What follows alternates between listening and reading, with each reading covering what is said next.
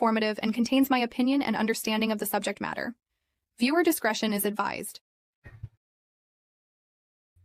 Hi everyone. Hi Cuff-You. I'm still getting used to this new camera thing. Well, I'm going to change this background. Oh, I thought it was just going to be us, Cuff-You, but there's already 6 people joining. I was like, oh, this might just be us tonight, but it's okay if it was. I enjoy you just as much. Let's see what the other... Ooh. You guys, I have merch up that's only $16 for t-shirts, and I think I'm actually going to try and do it myself. I'll try on myself first, though, don't worry. Like I have an all black sweatshirt on right here. I'll try on there first before I try anybody else, but we'll see what happens.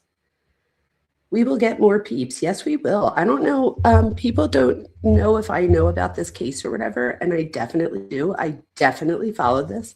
So Chris Watts case, I've seen all the videos. I've seen all of Watts the Obsessions videos. I've seen all of Nick's Peaks videos. I've watched all of them over the years, not like recently. So let's pick. Oh, no, that's not what I'm picking. Oh, tomorrow is my last day of StreamYard. They want to charge me $500 for the year. I was like, huh? So I did a little bit of shopping around, and Streamlabs, oh, no thank you. Streamlabs has a thing where you can it's like for 2 years, you could get it for half price if you're a student. So we're going to try that one out. And if my email doesn't work, maybe my daughter's will. Oh, I apologize for being a few minutes late, you guys. I had a little bit of an emergency come up. But we're good now. I fixed it. Oh, I like this one. Sorry if I'm giving you guys like seasickness. All right, we're going to land on this one. Hi, everyone. All right, let's see. Cuff-You's here, my lovely Cuff-You. I didn't really tell anybody I was going live. This was like a last minute thing. I was like, I want to go live, but I want to do a case that like we don't talk about often. So I was like, oh, definitely this one. It was this one, Jodi Arias, or, oh, Top Mom, Casey Anthony. They were the 3 I was like feeling. So I went with this one, but I think people are going to be surprised. Now, let me tell you right from the beginning, and that there's no victim blaming here, Shanann should never, ever, ever, none of this should have happened. I think Chris Watts is a narcissist. I think that he's a horrible person for doing this. What I will say is, hi, Zach. What I will say is, if you are sensitive to things like factitious disorder, which is formerly known as Munchausen by proxy. Okay, I have to tell my daughter to stop. She's like sending me pictures of things that I have no. All right, stop. That's why I was late. She got a little crazy. We both have like a little slight illness anxiety disorder, aka hypochondria. So I'm like, why would you go to me with something hypochondriac-ish? Like, I'm just going to get sick to my stomach now, and now I'm going to be worried. So she called my mom, and my mom was like, let's make an appointment and just figure it out. And I'm like, yeah, that's probably what I should have done. But thank God my mom's still around to help me with that. Who do we have here, you guys? So what I was going to say was, we're going to talk about Munchausen by proxy, or what we now call factitious disorder, and factitious disorder imposed on another person. So formerly known as Munchausen by proxy, you guys, in the DSM-4 TR, we've updated it. There goes Truth. Hi, Truth. Hi, Harlot. Hi, Kiwi. Zach's here. Who else is here? Brenda's here. Bobby. Kiwi, I think I already said you. Just me is here. Oh my gosh, you guys, thank you so much for joining me. So let's talk about it. And again, it's totally okay if this not live is not for you. We will share we will hold your seat here for you. Nobody's gonna, be upset or anything. I would rather someone know right off the top that this might be a little bit sensitive, and I would rather you know now so that nobody is watching this like, what the heck? So again, we're going to be focusing on what people usually know as Munchausen and Munchausen by proxy. And again, I'm going to do hopefully many lives on here. I do think it's probably smart for me to start out with. A while ago, I did a short on Chris Watts. And maybe I start out with that so that people can see that, like, can see where my, where I'm at with this in my thought process, because I don't want anyone to think that I'm victim blaming, because I'm not. So hold on. You guys, I'm so not used to my computer yet. So 1 second while I grab this real quick. I did have it up, I promise. Oh, here it goes. Hold on. I'm getting used to the computer thing. Hopefully you guys could see me a little bit better on here. Hopefully. All right. Let's see. If it's not one of these first few videos, then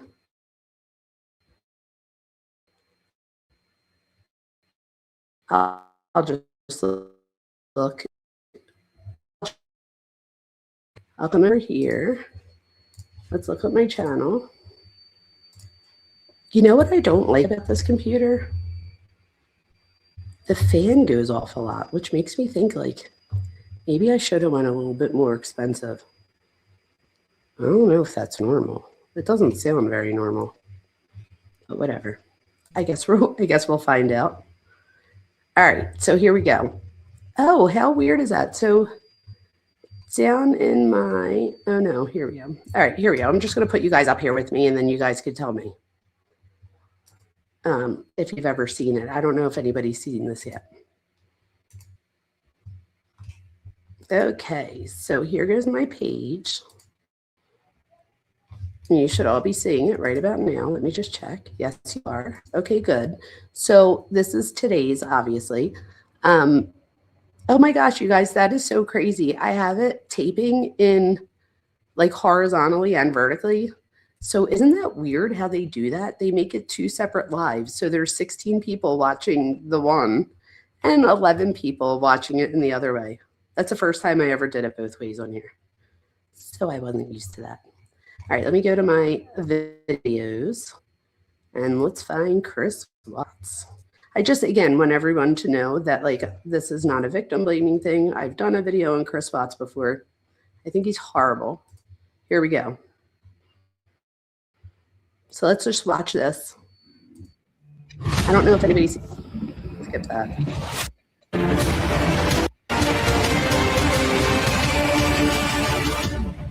Following is informative and contains my opinion and understanding of the subject matter. Viewer discretion is advised. Chris Watts didn't. Oh, I did not mean to do that. He wasn't loud, cocky, or attention-seeking in the obvious ways. He came off as calm, agreeable, even the kind of guy you'd never suspect.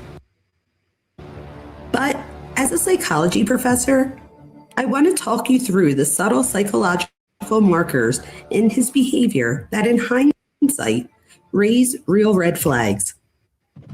When we hear narcissist, we often picture a grandiose personality, loud, brash, constantly seeking praise. But narcissism isn't a one-size-fits-all, you guys. There are more covert forms which are quiet, manipulative, emotionally detached, that can be even more dangerous because they're harder to spot. Chris Watts' actions, especially before and after the murders, give us an unsettling window into those traits. Let's walk through them one by one. First, covert grandiosity. On the surface, Watts wasn't showy, but he worked hard to maintain the image of a picture-perfect family man. Here you go. Spread your way, what you waiting for? You up, stretch out, on the floor. He posted smiling photos on Facebook, said all the right things in public, and maintained the illusion that everything was fine at home, even when it wasn't.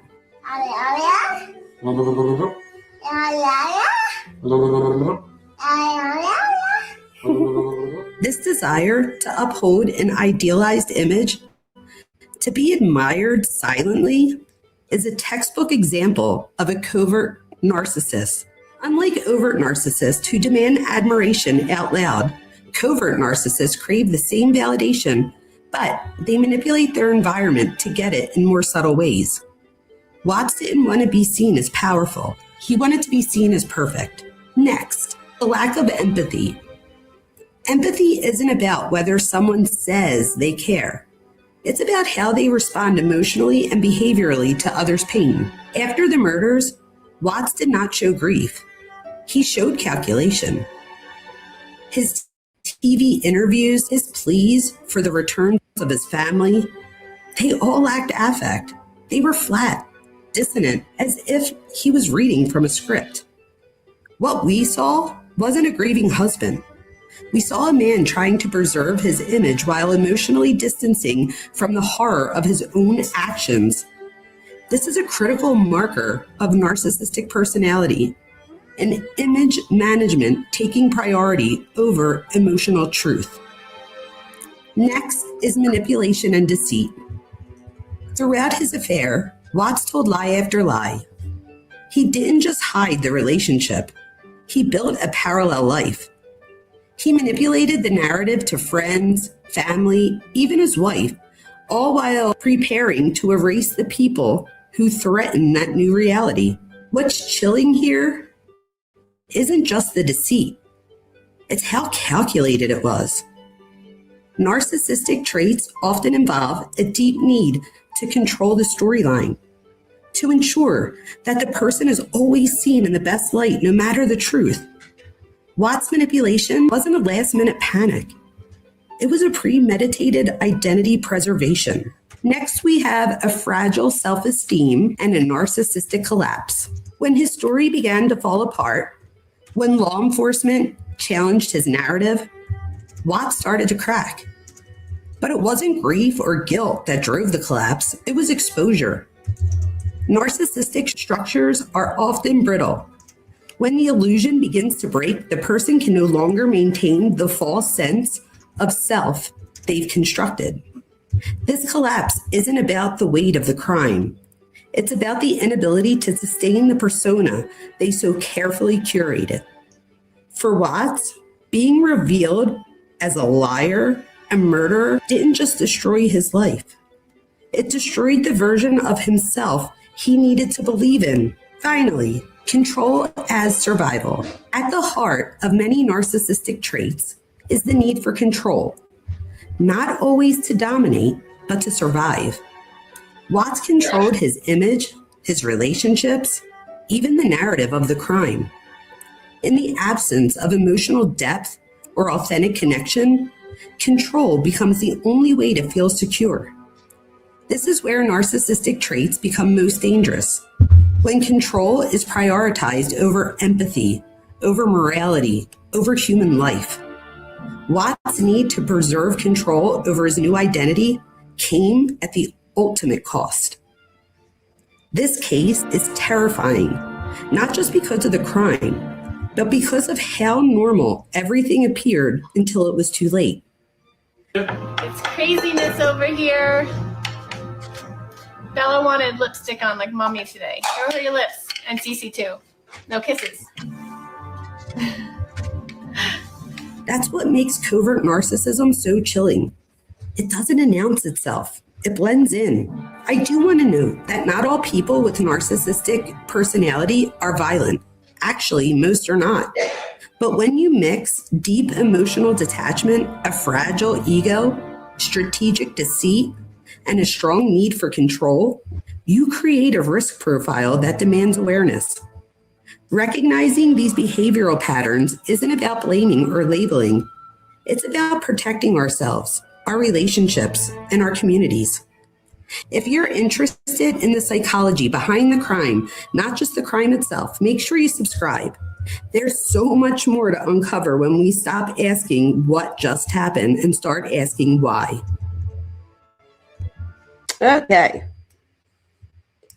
Okay, so I wanted to start off with that because I wanted people to see that again. I do.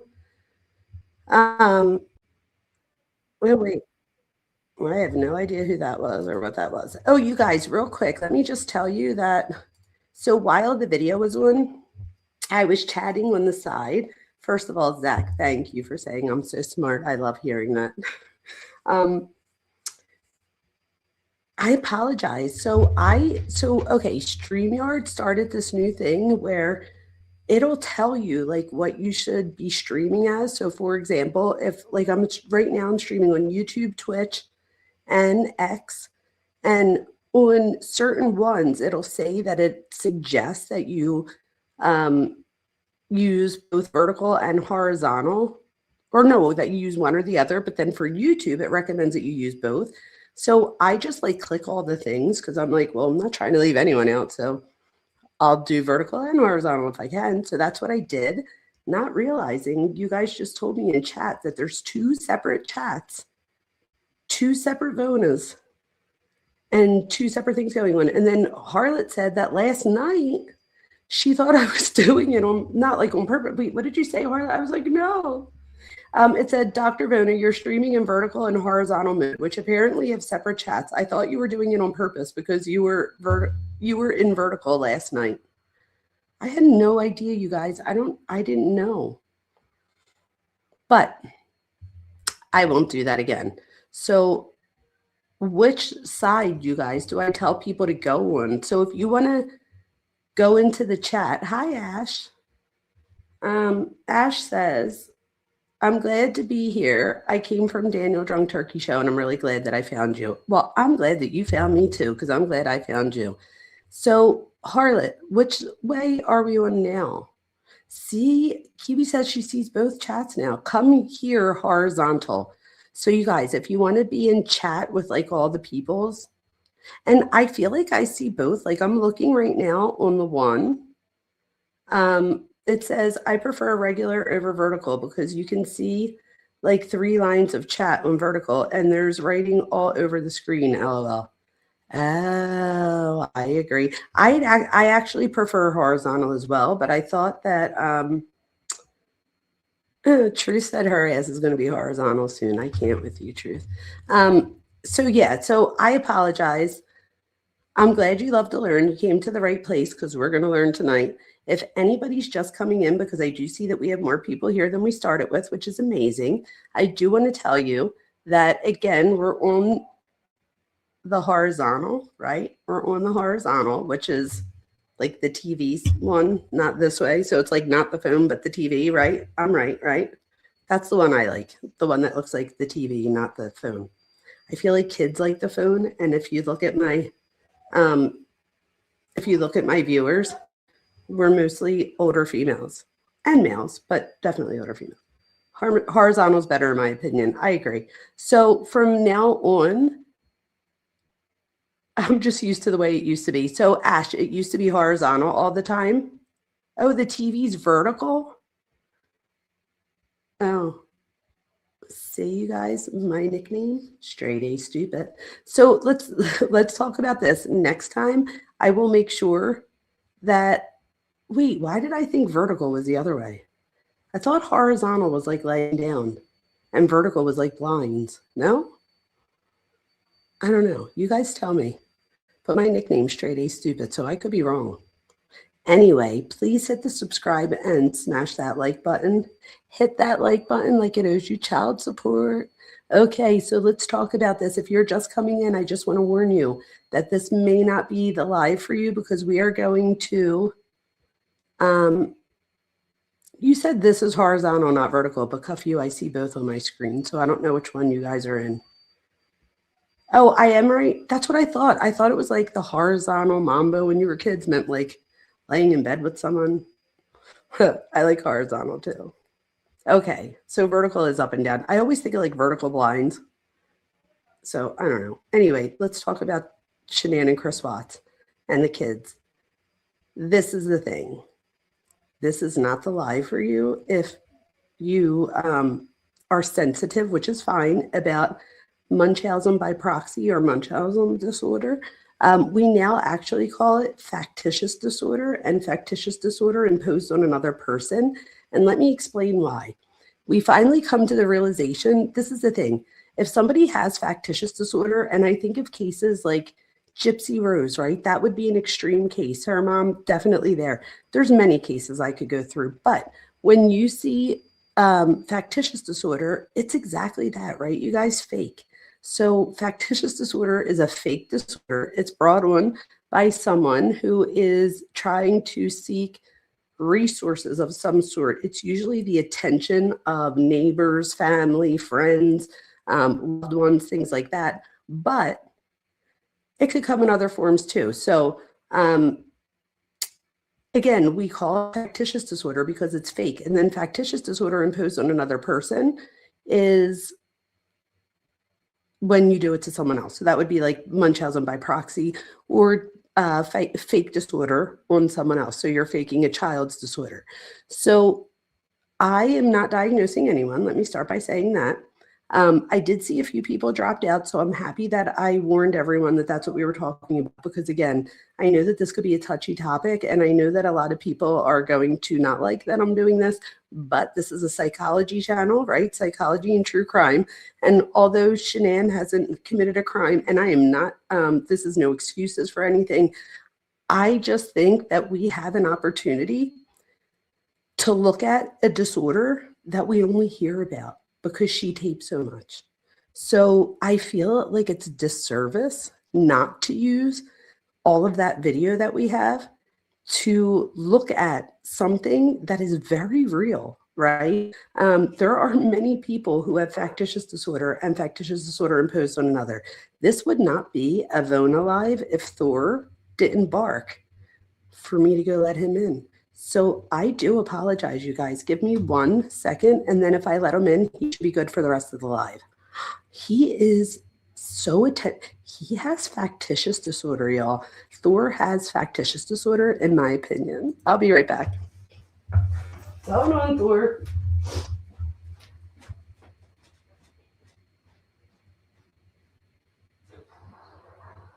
Come on, Thor, you got your treat? Thor.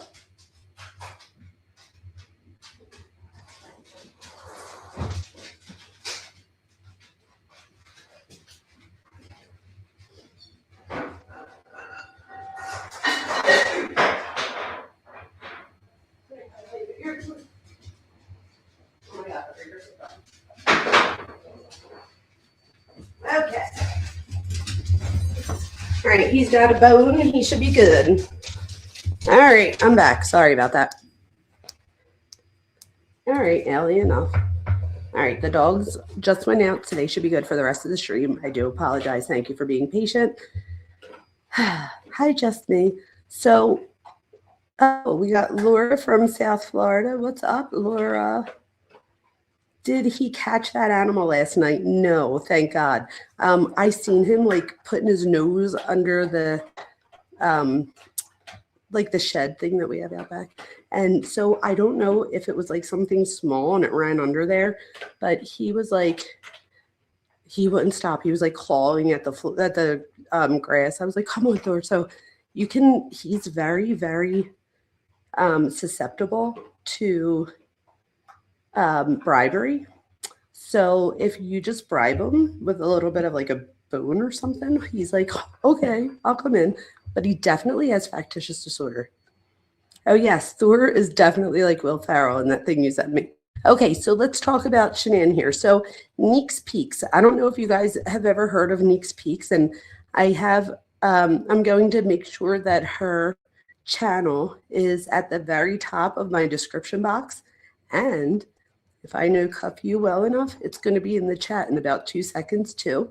So please go over to Neek's Peaks and subscribe. So Neek's Peaks, go subscribe. Even Kelly from What's the Obsession. Kelly has done an amazing job. I hope nobody gets mad at me for using some of the content, but again, I'm using it for educational purposes because I do think that it's a disservice not to discuss factitious disorder and factitious disorder imposed on another person when we have so much video evidence of it.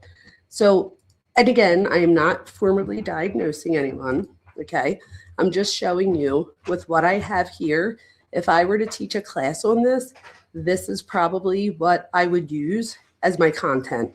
So with that being said, let's look into some of this. So Neeks Peaks she's done an amazing job with this.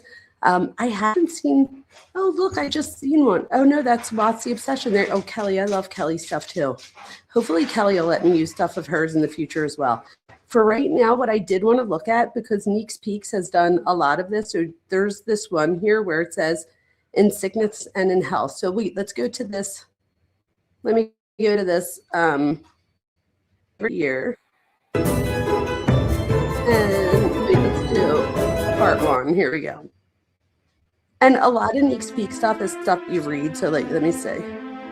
Oh wait, I don't want to get copyright strike. So let's see. See, there you go. So a lot of it is stuff that you have to read. So this right here is MBP, is under recognized, diagnosed, and misunderstood. So this is Munchausen by proxy, but again, we call it factitious disorder.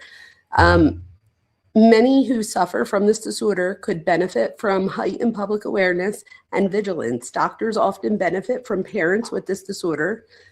I think what she means there is that I don't know that I agree with that doctors benefit. Let me tell you why. It has to be a lot of stress on a doctor to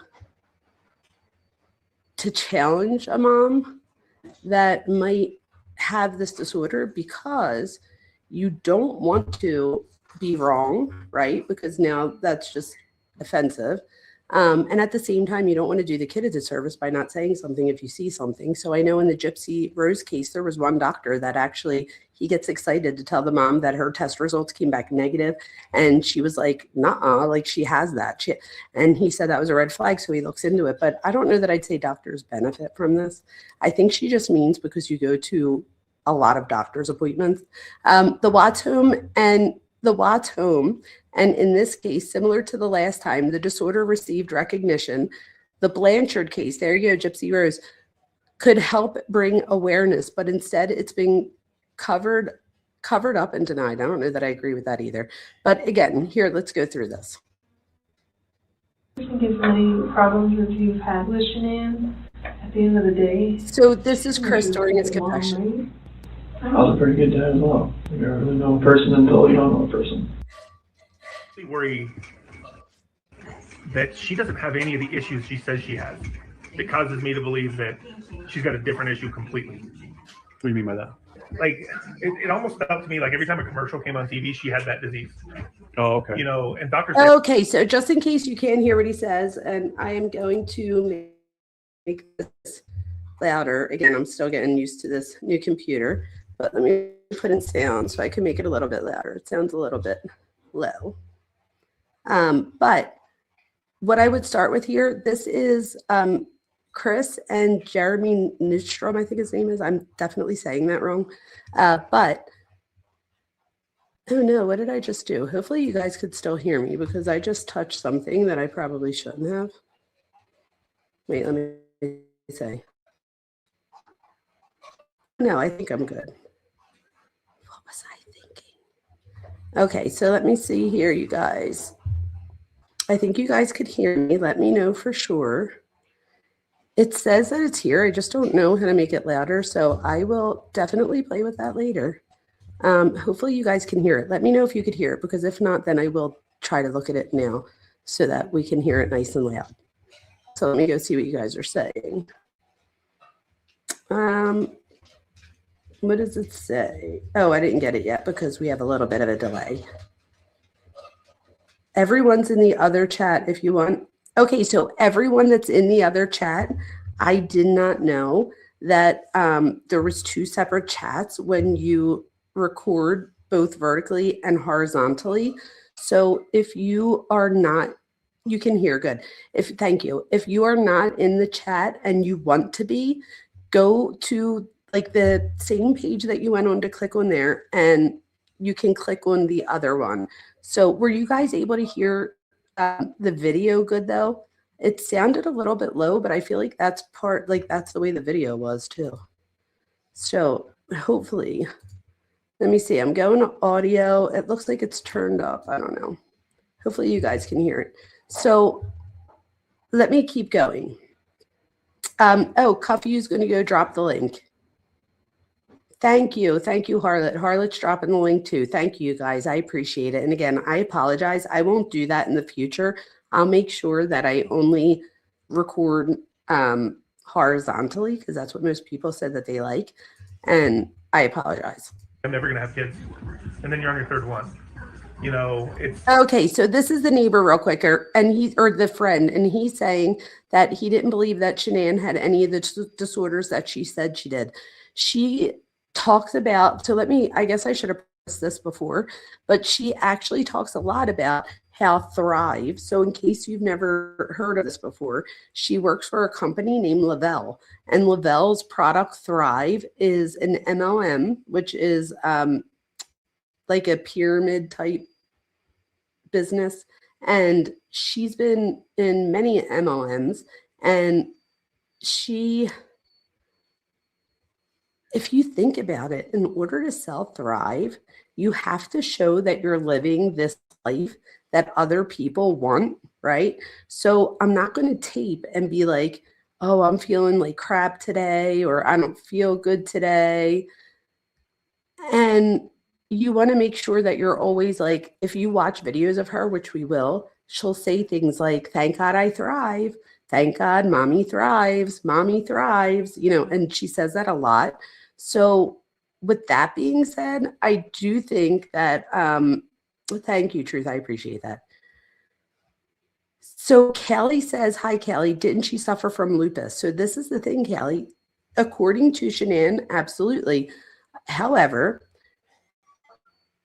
there's some people have issue with it because it's controversial, because they said that there was, some people are saying that there was no direct evidence of it in her autopsy. Her dad at one point when he's being interviewed, I did find this like a little bit like, he was like, you know, she had all these disorders, and he's like, you know, this really going to Colorado helped her. She said that like the climate there was really helpful for her. So her whole family lives in North Carolina, and so does Chris's family. And I do think that it's important to note, because family dynamics are what's at you know, under the microscope here. And I think that we see that for Chris and Shanann, there has always been turmoil. His parents and sister never even went to their wedding. So I do think that there is something to say for that. And again, could there be other reasons why somebody might not go to a wedding? Sure. But in this case, it was because the mom did not approve of Shanann. Another thing that I don't know if anybody wants to tell me in chat how you feel about this. So Shanann's parents call her Shannon. And in my opinion, so if my parents call me Shannon and I go by Shanann, what would that be about? So the only thing I can say to explain that is that it has to do with identity, right? So by moving to a new place and having this new name, and again, it's not a new name, like, you know, but a new name in that it's like a new start, a fresh start. A lot of kids do this. So they'll go from like middle school to high school and change like what they want people to call them. So like my daughter Gianna wanted to be called Jaya, stuff like that. My best friend's daughter Isabella, we call her Bella. She wanted to be called Izzy for a while. She's back to Bella. But again, so people do this. It's like trying on different identity hats. And I feel like when she was Shanann, she was the version of herself that she strived to be, where I feel like before, I think if she would have kept going as Shannon, and again, the way the parents say it, it's like Shannon, like Shannon. So, and she just makes it a lot more like, you know, Shanann. And but if you do listen to them, they don't say Shannon, they say Shannon. So it's, you'll hear, I'm sure you'll hear. So let's listen to more of this, but her ailments go way back. She does have one teacher, like mentor type thing in high school, that he said like she had a low self-esteem back in the day in high school, but who doesn't have a low self-esteem in high school? Most of us do, right? I do know that when Chris comes around, she does a video where she talks about how she was at her lowest point and she couldn't have gotten any lower. And this guy, you know, her friend wanted to hook her up with this guy. And at first she said, no way. You know, she had all these things going on, but then he wouldn't let up. So she eventually says yes to go out with him, which is Chris. And she then talks about in like the next minute about how like he sat there for 3 hours and rubbed her head. He didn't even get up to go to the bathroom, and she wasn't used to that because she felt so special. And he gave her, you know, the attention and the love that she was craving and needed. And just like we all need attention and love. So again, this is the thing about this, is that on some levels, some of this stuff is not abnormal until it becomes disproportionate to the situation and it starts to interfere with daily functioning. You could very well say that this interfered with daily functioning towards the end. And again, this has nothing to do with victim blaming. I'm talking about how the family dynamics were. And you'll see how that plays out. But I do think that he gave her a lot of attention going through her ailment. She said that he made her feel good, that he loved her at her worst. So now, you know, she's at her best. And then she'll always go back to thrive. So first it was Chris that comes in her life. Then they move so that she could move to a better climate. They live with a friend for a while, like for months. That's where Dieter comes from, the dog. So Dieter, the dog, was the dog at the other household that they were staying at. And they wind up bringing Dieter with them. And again, if anybody knows anything different that I'm saying, please let me know in chat. But I do feel like I'm pretty well versed on this case. I've literally been following this case from the beginning, even though I haven't spoken on it that much. And I do think that this is a very important case and that it has very important implications. And I think that you guys will be able to see that the way we look for identity and the way that we respond to and react to other people and other situations plays a role in all of this. So I bet at some point, you know, if we were having ailments and, you know, God forbid somebody gets diagnosed with lupus, if we have these ailments and stuff, they're very real ailments. Even when people have like chronic headaches, technically, right, if there's no known medical reasoning, meaning there's no known tumor, things like that, it's considered psychosomatic. And that does not necessarily mean in your head. It just means that our bodies react so much so from our stress and the way that our brain interprets stress that we have a disorder called conversion disorder. So think of the word conversion as convert. This is when your brain converts mental anguish into physical ailments, hence, massive migraines and heart attacks. Did you just hear what I said? Massive migraines. What I was going to say was, I can't believe I just heart attacks, is that when people start to get anxiety, that's another way that we see this. So we'll see it in heart. And why do I keep saying that? We'll see this we'll see this express itself in things like anxiety. That was another thing. So anxiety also is a very normal emotion. There's nothing wrong with anxiety. As a matter of fact, we need anxiety. So if it wasn't for anxiety, we wouldn't have cures for diseases. We wouldn't have, all the things. There wouldn't be somebody staying up in the lab till all hours of the night. There would be no need for it. So anxiety helps us in fight or flight. It helps us to survive and reproduce. So anxiety has so many purposeful reasonings. However, when it becomes disproportionate to the situation and starts to interfere negatively with daily functioning in at least 2 areas, then it might start to be abnormal.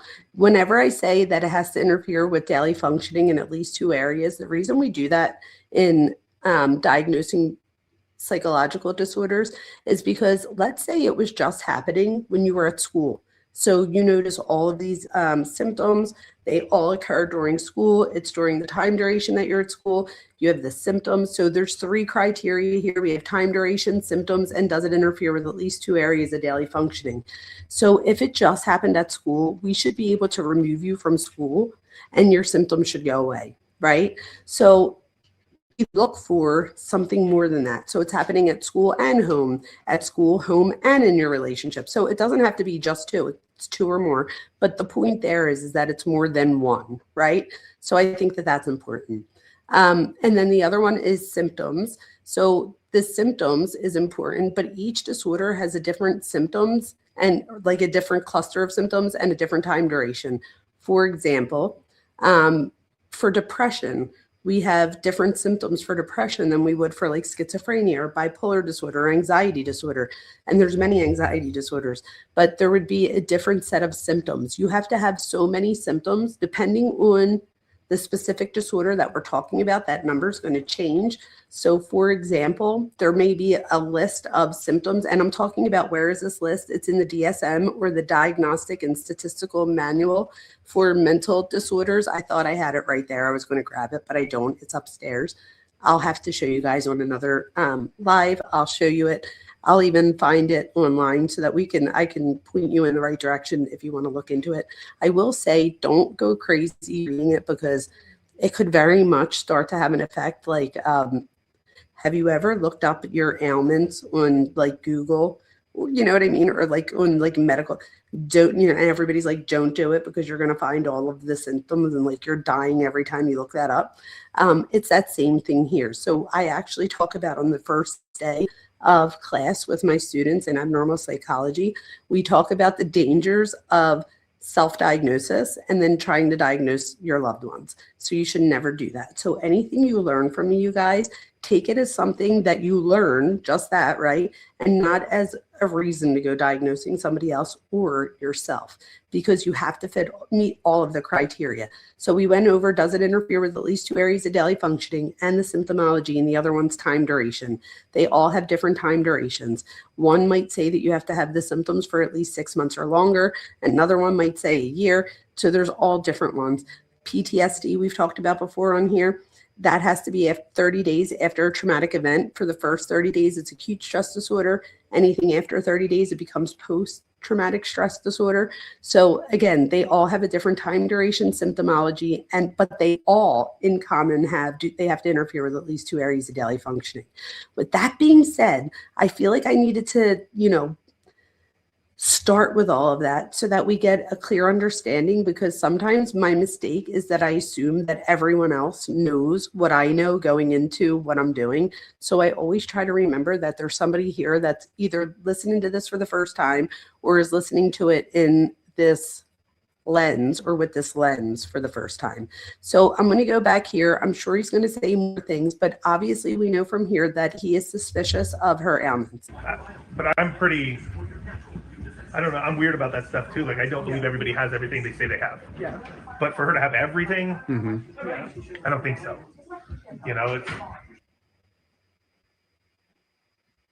I had that to show for it, and then I met Chris. My health challenges happened. I was diagnosed with some health challenges. All right, here goes the list. Ready? And then I met Chris. I met Chris because of those health challenges. My friend sent me a friend suggestion for him. It was actually his cousin's wife. And I deleted it. I was like, I'm not interested. I don't want to meet a guy. Bye-bye. So I deleted her friend's suggestion for him. I was diagnosed 2 months later, and I went through one of the, I would say, darkest times of my life, because things just got scarier, worse. I thought my life was crumbling underneath me, and I didn't know which way to turn. I didn't have a lot of friends at the time, because a lot of my friends I did have, I lost because they didn't understand that I looked. Okay, so real quick, I do want to stop it here because I do want to, also I don't want to get copyright strike, but I do want to say that if there's people in your life that aren't around anymore because of a health challenge that you have, they're not your friend. Right? So if they're your friend, they're going to stick around. She does talk about not having a lot of friends here, but then when we look back in hindsight, that teacher, mentor says that she was very quiet. She, stayed to herself. And I think that it's interesting because you look at both of her daughters, and one is a little bit more quiet. The other one's more, boisterous. And it's like Shanann back when she was younger with Bella, and then Shanann now with Cece. So it's interesting, in my opinion, to see how that plays itself out too. But keep that in mind. Perfectly fine. And I felt horribly inside. Horribly. I felt a lot of discomforts, a lot of aches, a lot of bad moods. I met a lot of friends online. And in the part where I gave up on everything, I quit my job. It was kind of temporarily, but kind of quit my job of 9 years. I just said, I'm done. I can't do this anymore. You don't understand me. You don't understand what's going on in my life. And I quit. And If I'm correct, and somebody correct me if I'm wrong, the job she's talking about is this job called Dirty South. I think that that's what she's speaking of here. It was like a car place where they like hooked up your car. You would bring it in and they would like, do all kinds of things to it, put rims on it, all of those like beauty things to the car. And I believe that that's what she's talking about here. They did say that that company, I believe, went under and that it was a little bit shady, allegedly. And I got a friend request from Chris. Hi, Barbara. I was in a really, really, really bad place. Hi, Andrea. Oh, I don't know why that stopped. Oh, there we go. Right before, it was kind of like I was the one, trying to pursue. Because like when me and Shanann met, it was like, she was always like pushing me away, kind of like, she was sick for a while, right? She had just got diagnosed with lupus, and she was on like a bunch of different medications and stuff. It was like, I guess I was one of her type. And you weren't her type. I wasn't her type. I don't ever remember hearing this, you guys. He just said, I guess I wasn't her type. I don't ever remember this. That means that she must have said at some point that you weren't my type, because how would he know that? She told me like she told me. There you go. Oh my God. You guys, I'm not good at everything in life. I'm really good at psychology. Sometimes I think I'm like, Zach, am I intuitive, Zach? When she first, because we had met, she told you that.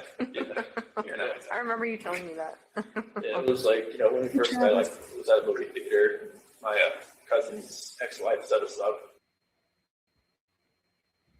So she had just got diagnosed with lupus, is what that said. Yeah, I was always pursuing her. And much better. Like, finally, I grew onto her. Like, I would always like with her medications and stuff, I would always she had like 8 bottles of medication, so I would always get like her day and nights and kind of like put them all in that little, flip open and go lots, all that kind of stuff. And I would always, be around her. I even went to her colonoscopy. And she said after that, she knew I was like kind of a keeper. It's like, who goes to a colonoscopy after 2 months with somebody? Right. So already at 2 months, he was already going to the doctor's appointments. He was helping her through her health challenges, and she let him in the sense that he was privy to all of her medications, which he said that there was a ton of them, and that he would help her by separating them into those, like how you do the days of the week for the weeks. Apparently, he would help her put them together. And this is the thing, you guys, when you're first dating someone, and again, none of this, if you're just coming in, this might be a sensitive one for, some people. And I beg you, if you don't, if this is uncomfortable for you, this may not be the night for you, which is okay. We will hold your seat and you can come back next time. But I do want to warn people that this does get a little bit, you'll see. So with her health challenges, in the beginning, I usually say, so there's dissociative identity disorder, which I do not think is going on here. The reason I say that is that in the beginning parts of dissociation, we have we depersonalize a little bit at times. And again, just like with anxiety, some of these things are like dissociation is normal until it isn't, right? So until it meets all those other criteria. So when is it normal? When you first start dating someone, think about like the first date that you went on with someone, you probably told them all about your new job, how you just got a car, you're doing this, that, and the other. So you're telling them all the things that are good. And you're probably not telling them the things like, I take 55 medications. And I'm not saying any of this is shenanigans. I'm just saying we tend to not say the bad things. So I take all this medication. My room's a mess. I don't like to do dishes. I don't cook, so we don't tell people that stuff, right? So that's what I mean by dissociation being normal until it's not anymore. So with that being said, I do think that it's a little bit of an oddity, okay? So I'm not going to say it's completely abnormal, but it is an oddity here that after 2 months, he's this entrenched in her dynamic.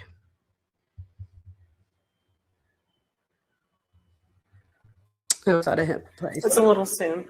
Well, she asked if she needed a ride. I'm like, yeah. She's like, you want to go across the mountain, call food? And I'm like, sure, why not? I could even sat with her while she drank that nasty stuff all day. Oh. You guys, really? Like after 2 months, you're going to take that gross stuff where you have to like poop all day? I don't know. What do you guys think about all that? Where she's in the bathroom That's all a good day. test. that clear stuff that doesn't really taste clear. Yeah, but yeah, it was. I mean, it felt like it was a great relationship. Everything was great. Only it wasn't.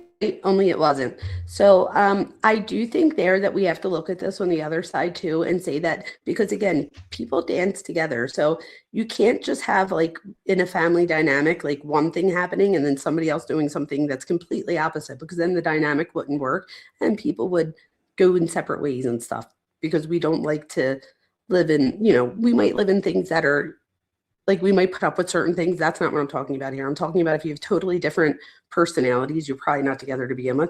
So I always say 2 people dance together. So as much as I'm talking about how this might have worked for her, when we look at him, he now, if we're looking at like the quiet narcissist, like I showed in the beginning of the video, he is also having his narcissistic tank fueled, right?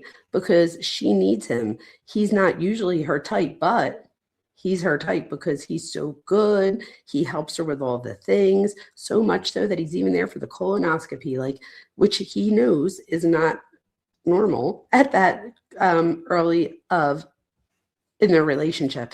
But this works for him. She's giving him that attention back that he's seeking as well. So you see how these 2 are dancing together at this point. Again, if one was, doing something dysfunctional and the other one wasn't, we might not see it play out like this. But because they're both getting entrenched in these identities, when they come together, we dance together.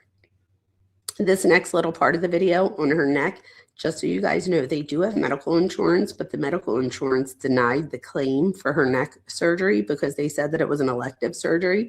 I do think that she treads a thin line with some of the stuff, because in one sense, she wants everyone to know that Thrive has, other than Chris, been the single biggest helper to her life as far as her health challenges.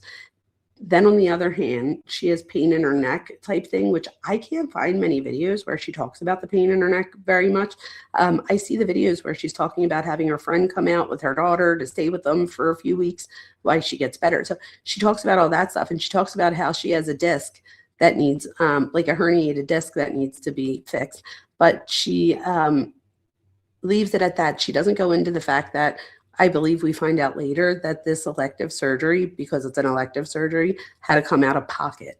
And MLMs, right off the bat, if you don't get out within, like, I did one once, and I did my research before I did it, and it was this jewelry thing. And I would go to all of these like jewelry, like it was always the same jewelry company, story time.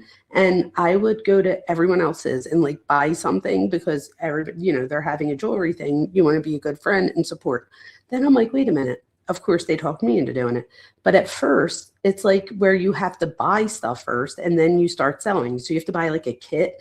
So I was like, all right, I'm not spending $1,000 on a kit. So somebody came in on it with me. Oh, wait, I think it was like $750 each. It was like a lot of money, like $1,500 to like buy in. So we split it, we buy in. And then I'm really good with numbers. I started doing the math and I'm like, I hope you don't like this too much, because we can only do it up until this point before we start losing money. So what we did was we did shows up until that point. And then at that point, we split the rest of the jewelry. And the good news was we didn't have the same taste, so we had no problem splitting the jewelry up. And then I thought about it and I'm like, I have more than $1,500 worth of jewelry that I was able to part with.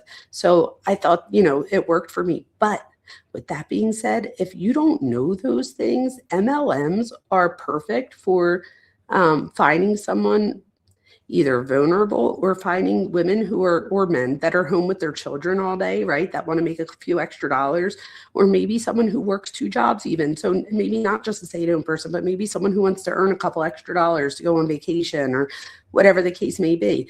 You're looking at these videos, she goes live, and this was back when going live wasn't really big yet. So I think that had she still been alive, you guys, we would have all come to know her eventually, because I do think she would have been big online.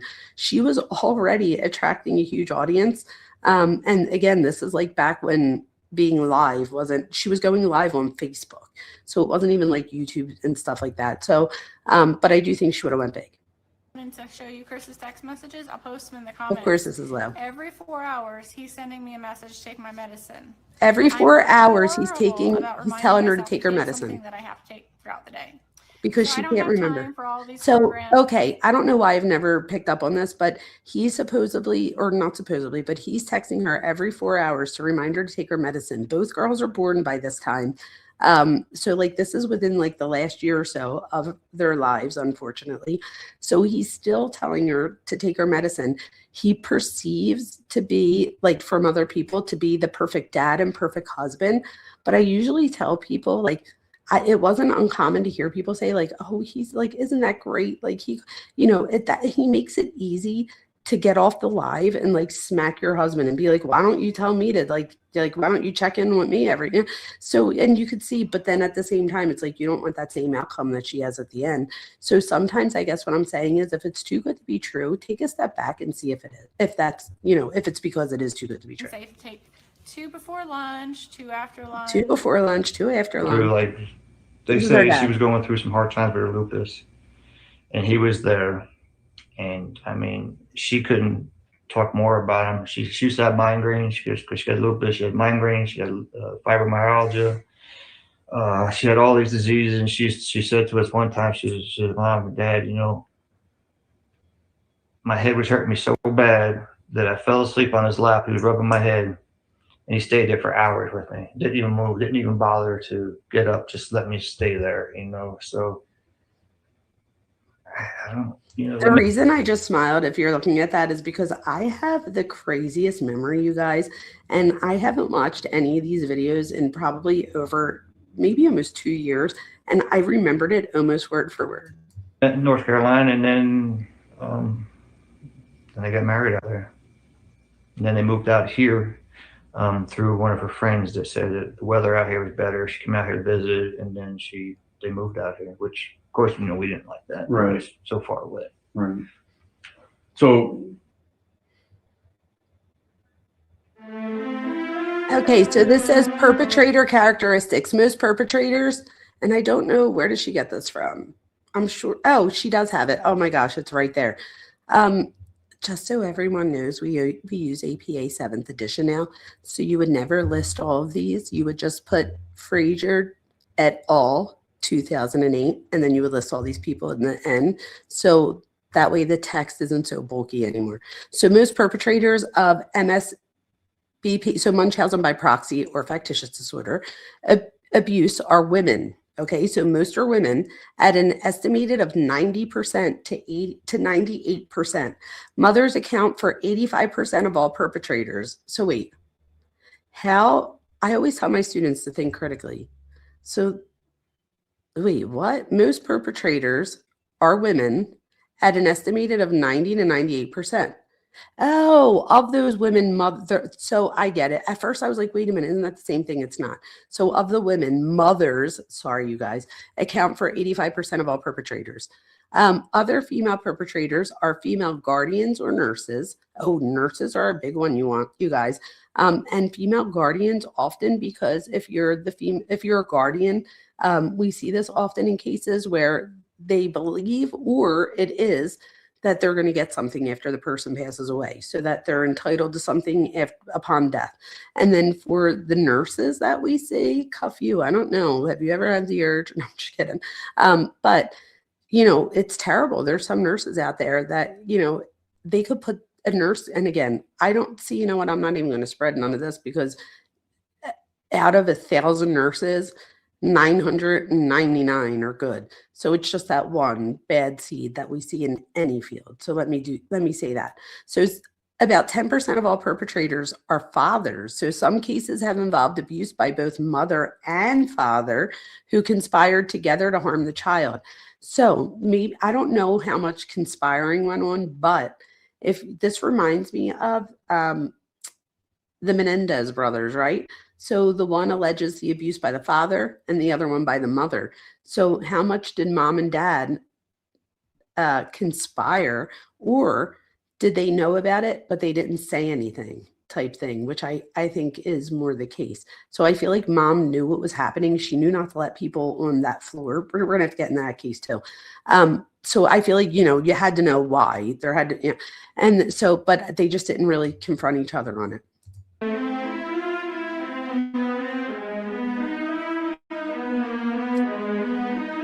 And then next we have, sorry, I should have did it long enough for us to be able to see. All right, so then we have poor Cece. I hope she gets better. I hope she gets better, man. This week was okay. I had most of it. 3 of our kids were sick, so really didn't do much but take care of them.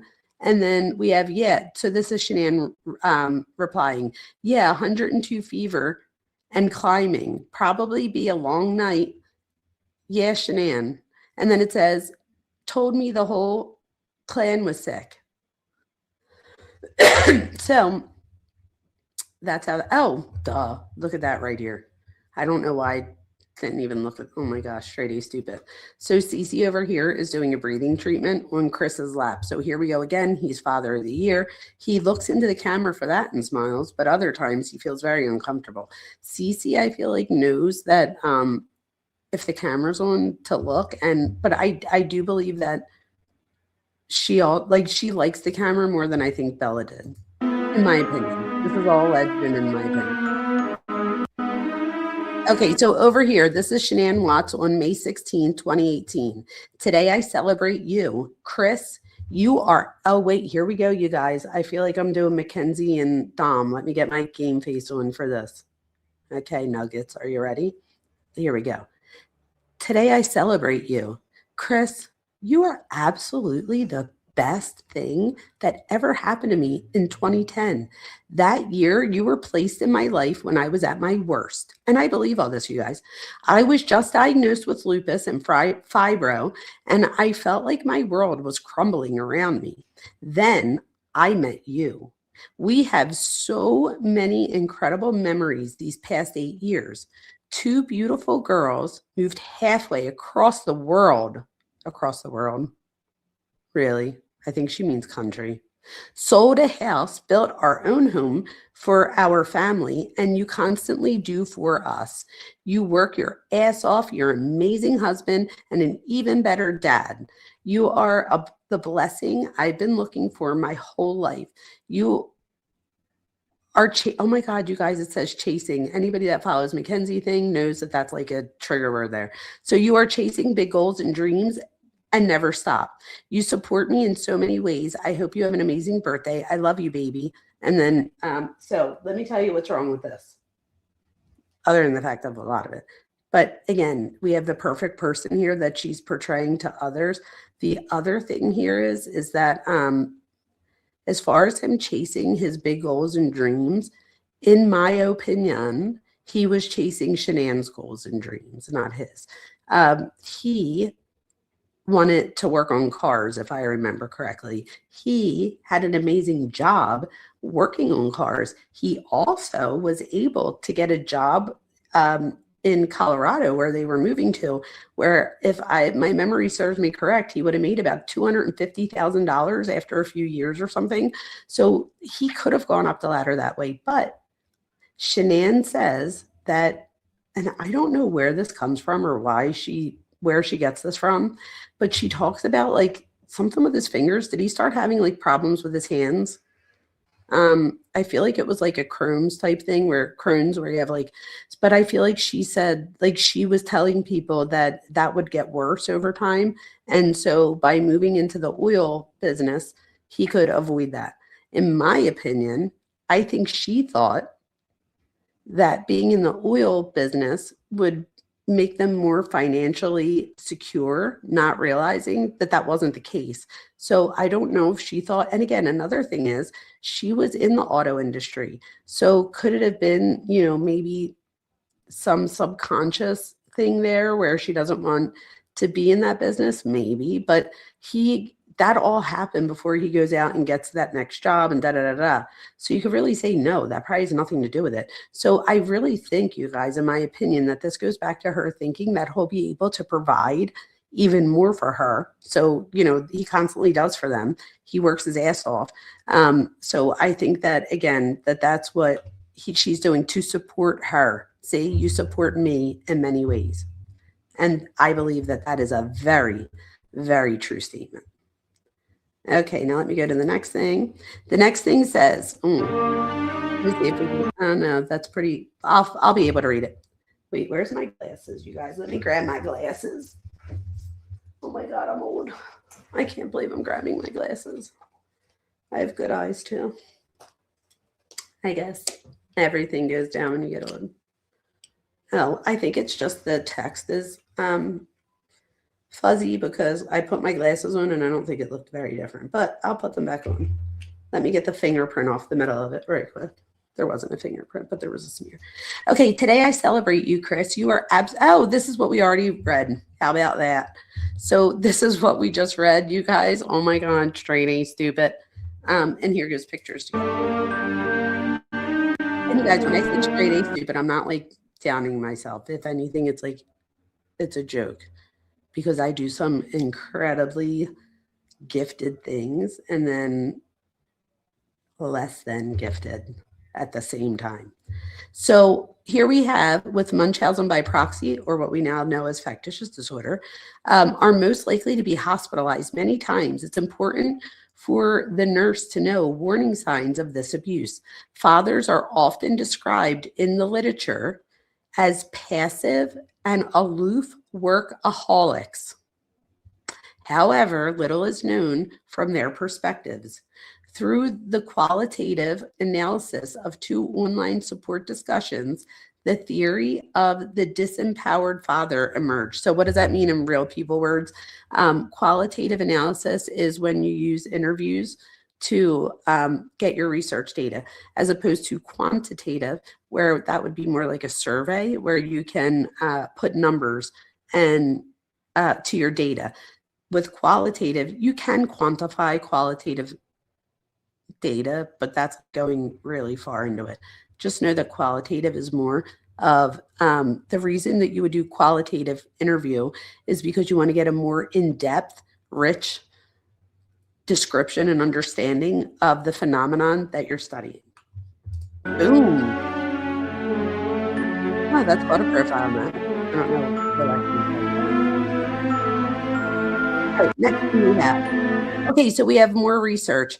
I will say this, you guys, if this was my class and somebody handed this in, although it's very well written, and I love that there's research here, and this is how, and forget the APA part, I would just say, because I tell people all the time to think critically, that research, unless there isn't any that is newer, should be within at least the last 10 years. So anything, before 2015 would be considered outdated, except for when we look at like the beginning of a case type thing. So if we're like, back in 1927, so-and-so founded this, that is all important. But when we're talking about the recent literature, it should be closer to within the last 10 years, if not sooner. So rarely do articles mention the demographic characteristics of non-perpetrating fathers. In the case studies of Martin Novick, that's the name of the researcher, in 1995, the men were between the ages of 37 and 43. In one case, the father was 37 years old and the mother was 3 years younger. Most commonly, these men are married, usually to the perpetrator of the abuse. A study in Japan found that 28.6% of perpetrators were single parents. So you guys, that means that about 70% of them, well, 71.5% are married. So in other cases, the parents were divorced. However, most are married. So you guys think about that, right? And again, this goes right to everything I just told you guys about with the dynamics of relationships. So two people dance together. So in order for one parent to be this involved in the health and, welfare of themselves and or their children, the dad would have to turn a blind eye to it. So what better way to do that than to be a workaholic? And then once you're home, you do all of the things for your family so that there really is no downtime to really think about these things. Next we have, and then I'll see how you guys are doing. Next thing we have is marital friction, among other things, may provide the impetus for some women to perpetrate this disorder. Parents tend to come together around a sick child and otherwise, yes. Indifferent father may be likely to become more involved in a sick child's life. This right here, you guys, is the ding, ding, ding, ding, ding for me. Thus, the mother may find that the child's illnesses may provide a reprieve from marital conflict or a distraction. So you guys, this is it right here. So just like I was saying, two people dance together. So if you are starting to go down separate paths or you start to notice conflict or that you're starting to go away from each other, one of the things that brings people back together is the sickness of a child. With that being said, when I used to see people in, and I still do sometimes, when I see people in therapy, they're usually, I say, the smartest person in the family, right? Because they wind up developing a disorder that forces them into treatment. Once they're in treatment, the family sometimes will get treatment and then it brings everyone together. And again, this is not always, but sometimes. So what I'm saying is that this is absolutely normal to occur until it's not normal anymore. So what is that differentiation? Well, for me, it would be when you're harming in any way. So whether it be physically, mentally, verbally, the welfare of someone else. And it's interfering in just the daily functioning of the household, the way they make money. I mean, all of the things. She was also working in the medical field for a while. So if you guys remember, it said that nurses are often and again, not nurses in general. We're talking about when we look at factitious disorder, of the people that have that, a percentage were found to be nurses. So I wonder if her being in the medical field, kind of goes with that. I have my phone just in case whoever there.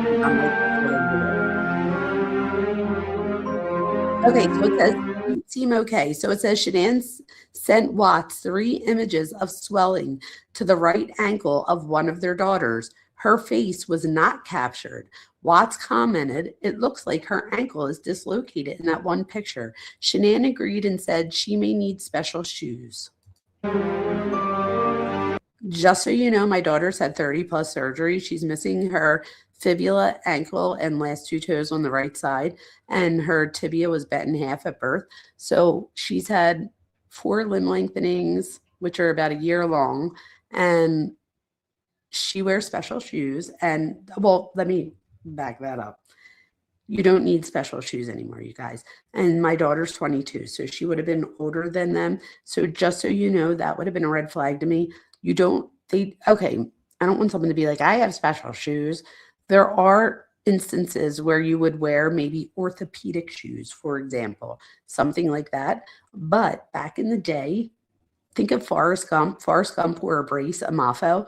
My daughter wears a Mafo, and on the end of the Mafo, he would say, I wear special shoes. Remember that? So I remember when my daughter had all of this, I was like, oh, she'll just wear special shoes or whatever.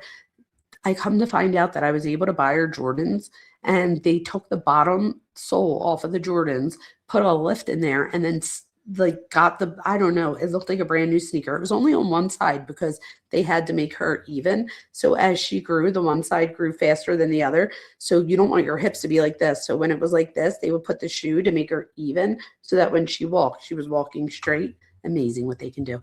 But whenever I saw this, I remember seeing this a long time ago and thinking, huh? Bella, while in North Carolina, her mom claims her allergies were bothering her. Huh.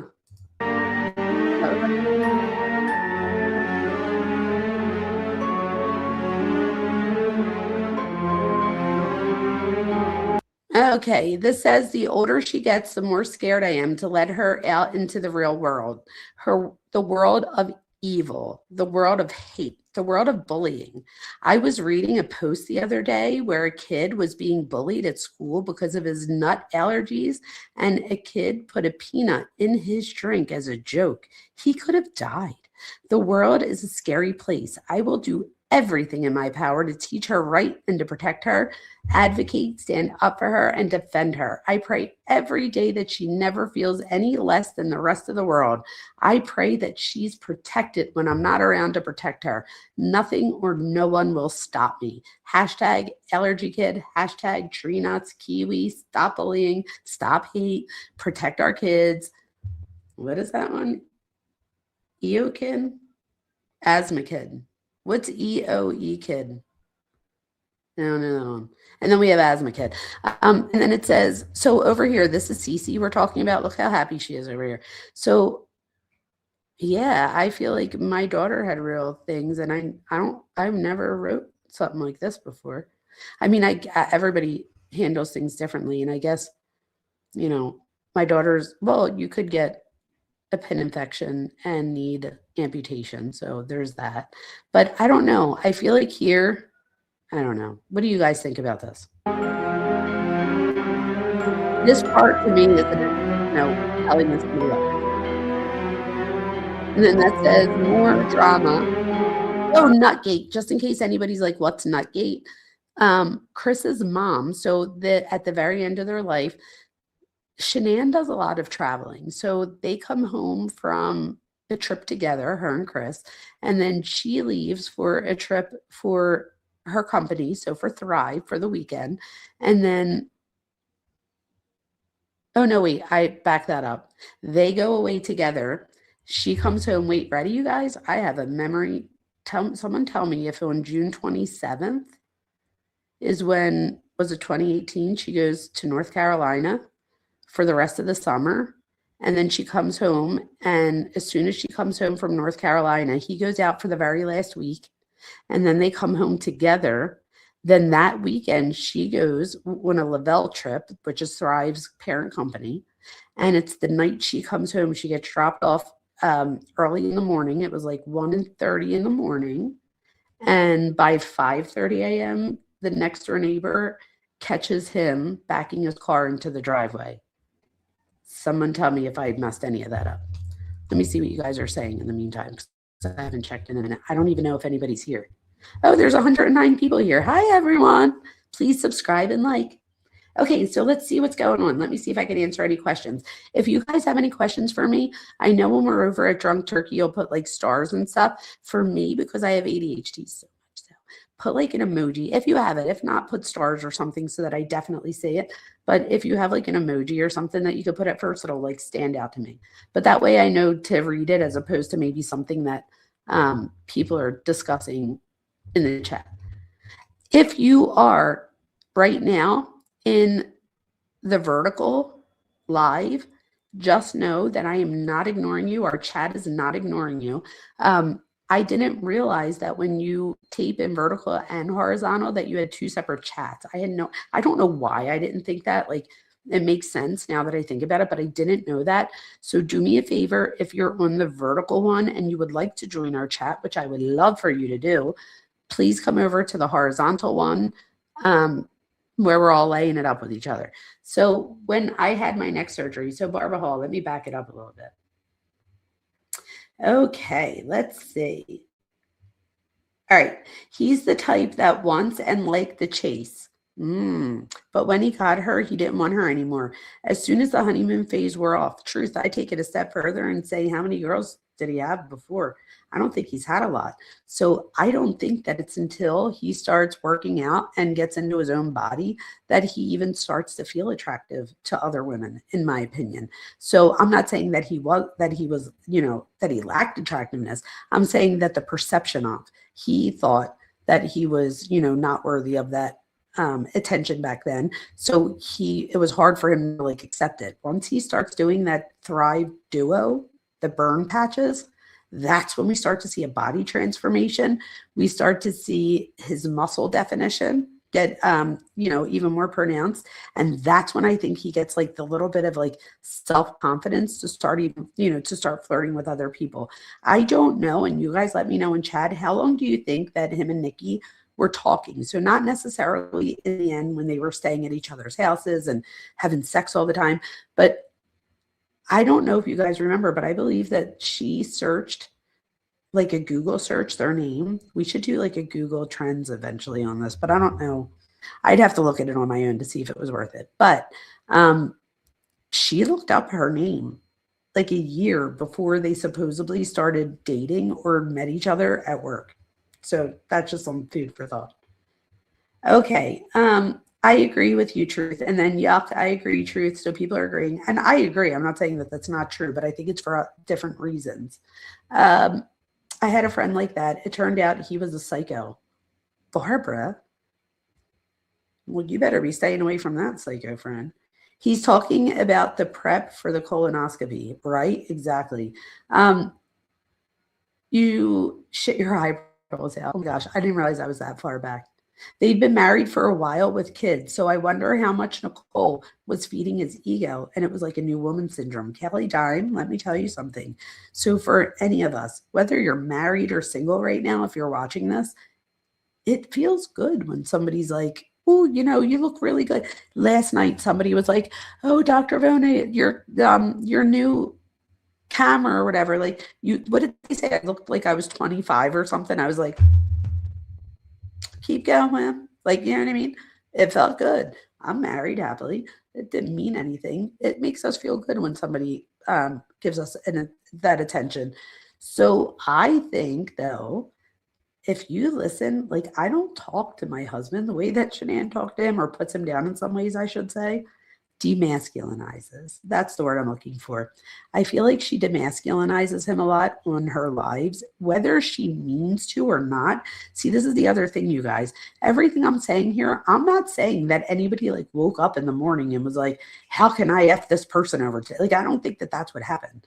I don't even know that much of this was a conscious thing, right? I'm just showing you human behavior, how it plays out, and how two people dance together as far as behavior goes and thought process. And yes, I do think that being married for a while and her demasculinizing, or, demasculinizing him, that when somebody else comes around and gives him attention, it probably was like times 10 to him, feeling wise.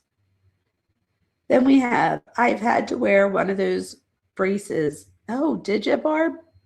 Well, I don't think I mean, obviously I would have to if I had to, but I would not want to wear a neck brace. That does not seem like, not that it's supposed to be fun, but you know what I mean. Wasn't there somebody named, who? Sophocles, who wrote a play about some guy named Oedipus who kills, oh, Travis. What does Freud say about this?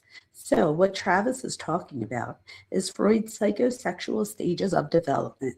So many theorists go out and they develop theories of like psychosocial development, psychological development, physical development, all the developments. Freud was like, it's a good idea to say that kids have psychosexual development, and I'm going to give them stages. Stage 1 is the oral stage.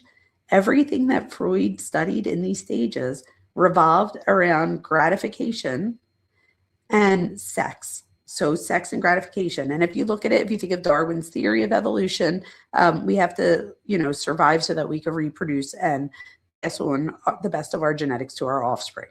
With that being said, there's a Greek god named Oedipus. And in that story, in the Greek god story, that's exactly what happens. Oedipus winds up he doesn't know, and this is the same thing in Freud's story. Oedipus doesn't know that he's married to his mom, right? So, but he finds out later on in life that he's not only married to his mom, but he had children with her. So there's something called, well, you guys know what castration is. Castration anxiety, Freud said, is what he had then. So the minute he finds out that he married his mom and had kids with her, he then has castration anxiety. So the fear of getting castrated, anyway, right? There's also the Electra complex, which some of you may have heard even in the Jen Stearns case. Jen says something about she was afraid that there would be, that complex there, and that would be the opposite. So little girls with their dads as opposed to little boys and their moms. Going back to Freud, after you leave the oral stage in the first year of life, and so you enter the anal stage, which he says that that your gratification surrounds the anus. This is the thing, you guys. If Freud nixed the sexual part, I think that there was something to some of his stages, or not some of them. I think there was something to all of his stages. I just think that because he focused on psychosexual stages, especially back when he did, like back then, you guys, like you couldn't even wear pants, like women couldn't wear, or what was it? You couldn't wear anything that showed skin. So if I had a shirt on like this, I would not be allowed on TV because that would be too sexy. You know what I mean? Anyway, I always love when I see like old people with their shoulders out, including myself. I'm like, meanwhile, that's like the sexiest part, that we're showing the shoulder. What's happening? Anyway, back to this, Travis. You're 100% right. My daughter learned, she's in AP Psych, and she was telling my mom about this. And the only reason I knew is because I heard my mom saying, "Oh, wait, what happened, Ava? What?" And I looked at my husband. I'm like, "What's happening?" So he walked by me and he's like, "She's telling her mom about Oedipus." He's like, "That motherfucker." And I was like, "Huh?" And I'm like, what do you have against Oedipus? And then I thought about it and I'm like, did he just say that mother effer? And I was like, oh my God, because he has sex with his mom. Yeah. And I literally started laughing like 10 minutes later, and I heard my husband from the other room. He's like, "Did you just get that?" I was like, "Oh." It was so funny though. I was like, what does he have against, the story? Oh my God. But good job, Travis. That's exactly right.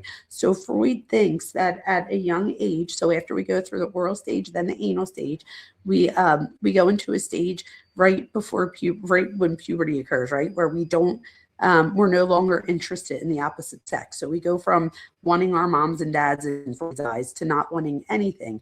And then we come back after puberty and latency. So there's the phallic stage. Sorry, the phallic stage is where the Oedipus and complex came in. That was stage 3. So we have oral, anal, phallic, oral, anal. Oh my God, what did I just say? Oral, anal, phallic, latency.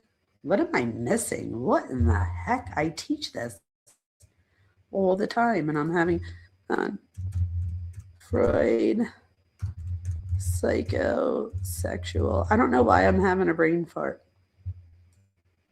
Oh no, I'm getting old. So wait, which one did I miss? Oral, anal, phallic, latency. Oh, genital. There is a genital stage. That's the last one. My bad. I don't know how I just did that. The genital stage at the end is when you come back and now you want to have sex with others, but now it's about others, and it's no longer about having sex or wanting sex with the family members. So that was Freud's theory. And that's what Travis was talking about. Let's see. If I had no id, Travis is showing off, you guys. Travis, you must have gotten an A in psychology, Travis. So Travis is showing off, talking about the id. So we have the id, ego, and super ego.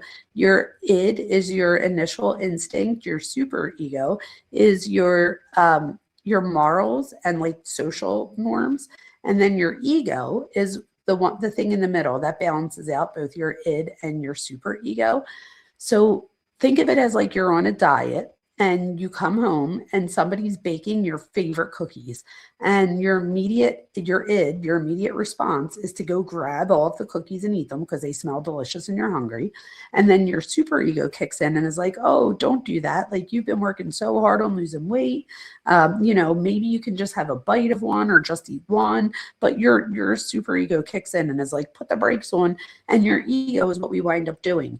The thing is, we all have different balances. So for some of us, some people are going to lean more towards their id, other people will lean more towards their super ego. So you might have someone who does do something more id like and impulsive, and then you might have somebody that doesn't even look at the cookies, so they cover them all together, they don't eat any of them, and now maybe they're making that worse for themselves psychologically because now they may be craving it or thinking about it even more. So the ego probably would do something in the middle. So it wouldn't eat all of them and it wouldn't eat none of them. It would find that negotiation in the middle, and that is what our ego does. And that is also Freud's theory. She's a beautiful woman. Shanann, she is. She was part of Shanann Watts, I did not like. She has to be special. Oh. Wait, I don't know. I think I missed that one. Casey, hi. I'm a little bit back. I'm trying to catch up. So Barbara's mom had lupus. Hope everyone's having a great night. Oh, no problem. I get sidetracked all the time. I've gotten sidetracked like 55 times already just in the live. 460. I have reread this so many times, LOL. And wait, what's 460? Is this particular interview 460 pages? I think that the case file for this whole case is like 2,000 pages or something. Okay, so the hypochondriac, it says like a hypochondriac. So hypochondria now is called illness anxiety disorder. So, and I think that it's better worded by calling it illness anxiety disorder. I would even say that I might have a little bit of it, and I know my daughter definitely does. And the reason that we switched it over from hypochondria is because hypochondria gets a bad stigma, right? Which I'm okay with hypochondria. I'm okay with these words. I'm just saying why we changed some of the wording. Even with Munchausen and Munchausen by proxy, we even changed that to factitious disorder and factitious disorder imposed on another person. So it's not the only one, hypochondriac to get reworded and renamed. Even things, I don't know if you guys know this, but there's the big five are five main personality characteristics that all of us share as human beings, no matter where you live in the world. And we use the acronym OCEAN. So openness, conscientiousness, extroversion, agreeableness. And the last one used to be neuroticism.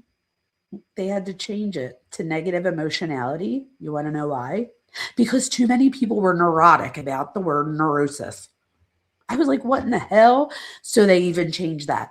So again, I'm just pointing out the changes, not to be like, oh, that's not what it's called anymore, but just so that you guys know the new name, so that if you do hear the new name somewhere, you can connect the two and be like, oh, that's such and such. I feel like Nicole was the main driver in him turning on Shanann. So this is the thing, Harlot. You're not wrong, I don't think, right? I think that Nicole made him feel like he could have a do-over if only he could erase his past. And that's the problem, right? You really can't do that. So, but yes, I agree with you. Hi from Nova Scotia, Jewelry Freak. I hope you tuned in last night to my Jack and Lily. Well, it was really more about Daniel, but I hope you tuned in for that. And if not, I hope you go listen to it afterwards. So let's say Nicole is evil, says Casey and Harlot. So this is the thing. So usually I would say with evil, are we talking to, da, da, da. She messed with witchcraft, didn't she? Does anyone know? I feel like she messed with spells and stuff. And what I mean by messed with, she was into it in a way that she probably saw results. So I feel like she actively sought it out.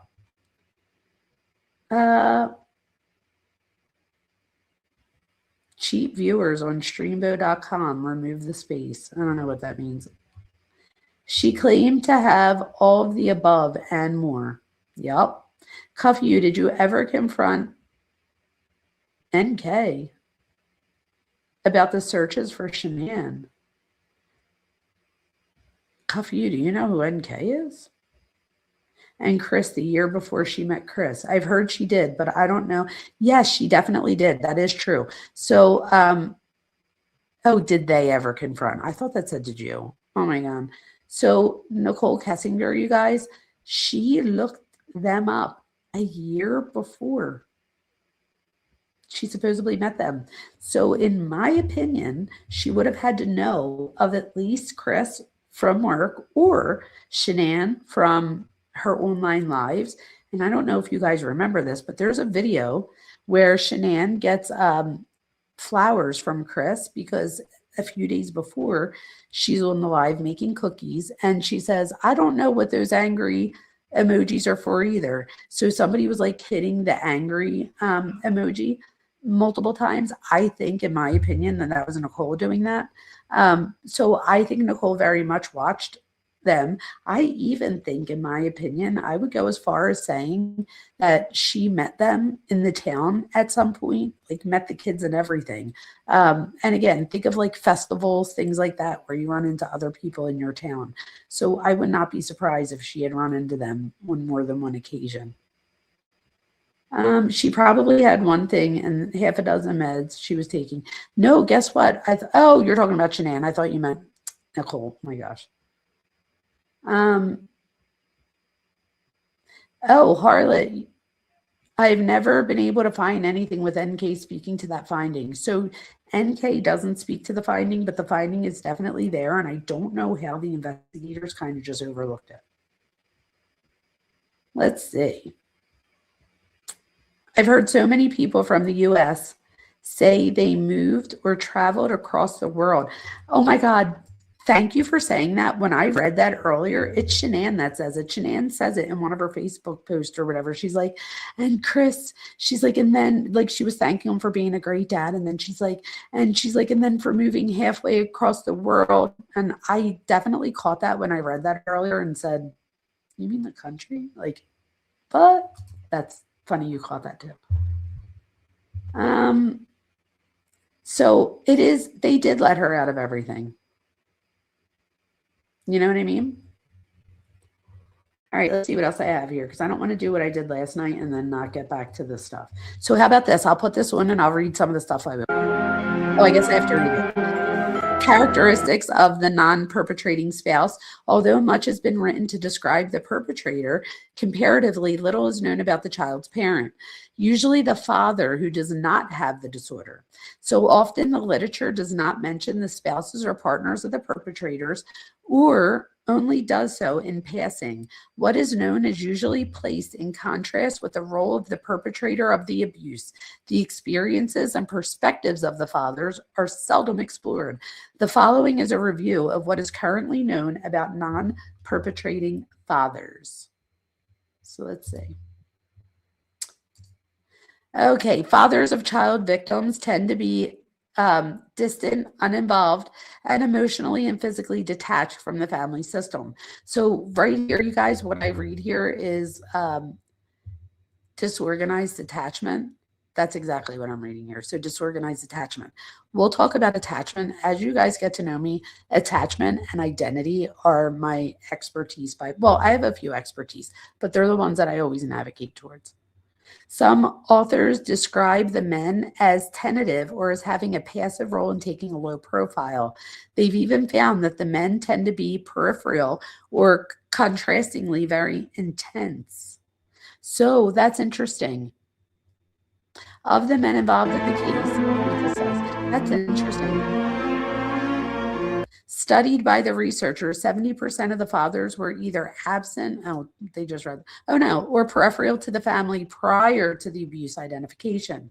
The aloof personality of these men is reflective across the literature and summarized well by Aladala et al. Here we go. We upgraded to APA, 7th edition.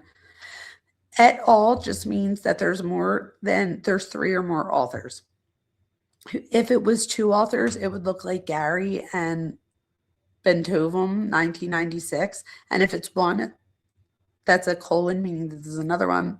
That's what it would look like properly if it was one. And then here it looks like properly as three or more, except for if I was a teacher here, you would get points off because we don't put the page numbers.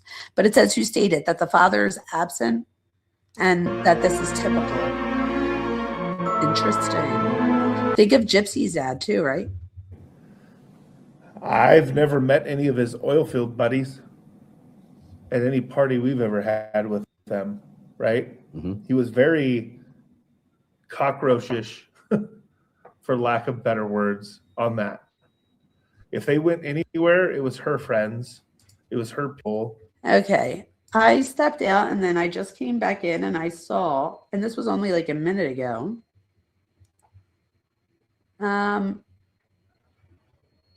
So Cuffy talks about how they have their own issues. So anyway, somebody comes in and I don't want to really give it too much attention because that's like part of the problem, right? But this one person says, Cuff you, it's unprofessional and gross to speak as if your opinions are facts. I came in a little bit late. So maybe I missed something, but doctors should not make this sound like it is face when it's not. Well, webs of deceit, you did come in late because I've said maybe a million times already, in my opinion, and that this is just my whole point of this. And I also said webs of deceit, that this isn't going to be the live for everyone. As someone who's been teaching, and I am an expert in this, I do not back down to that. If you would like to go back and forth with me on that, let's do it. I have no problems doing that. I know I'm an expert on this. However, I will say this, and I would ask, please, for everyone to be respectful. Nobody, be disrespectful to webs of deceit. This is what I would say, though. It's also unprofessional and gross to come into a chat room and accuse a moderator and or the host of being unprofessional and gross because you assume or you perceive that we say that our opinions are facts, when that's not at all what happened. I've been very clear that we have video to help shed light on a situation that I said 1,000 times, starts out very much so, and even continues in most cases. Oh, look, even Thor's a little upset at that. But even, in some cases where this stuff isn't even conscious.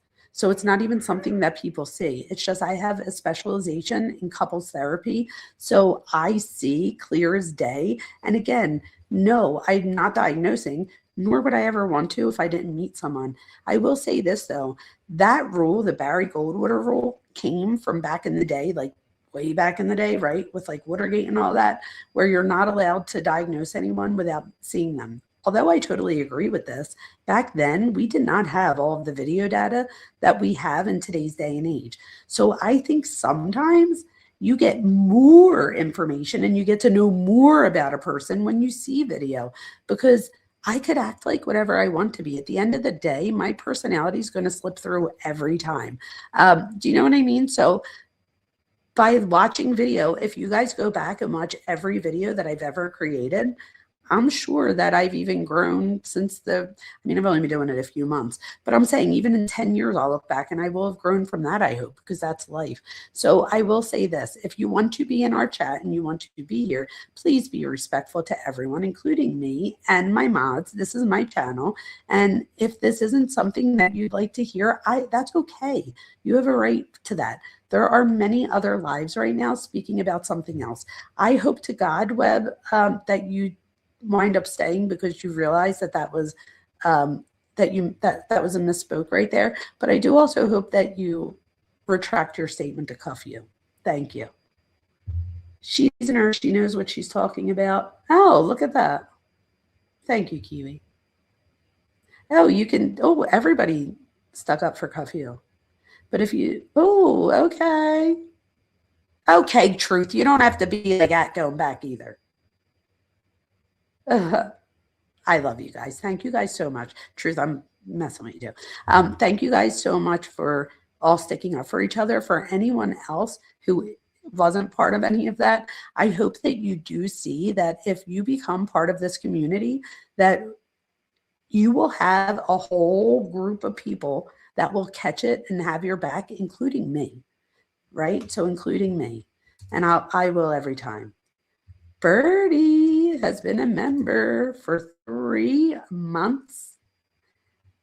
Birdie, I don't know if I remember correctly, but I don't know if you were one of the people that like got a membership like 3 months ago, but that would mean, even whether you did or didn't, that you went back and that you agreed to doing it again and then again. Wow. So whether you agreed twice, 3 times, whatever it was, thank you. It's people like you that has me even on here right now, right? Okay, yes. All right, so let's see what else we have. Dr. V, you don't need to validate or explain yourself. If someone does not like it, they can. So let me tell you, Julie, I agree with you 100%. And thank you for saying that. Thank you. I do appreciate that. This is my thing.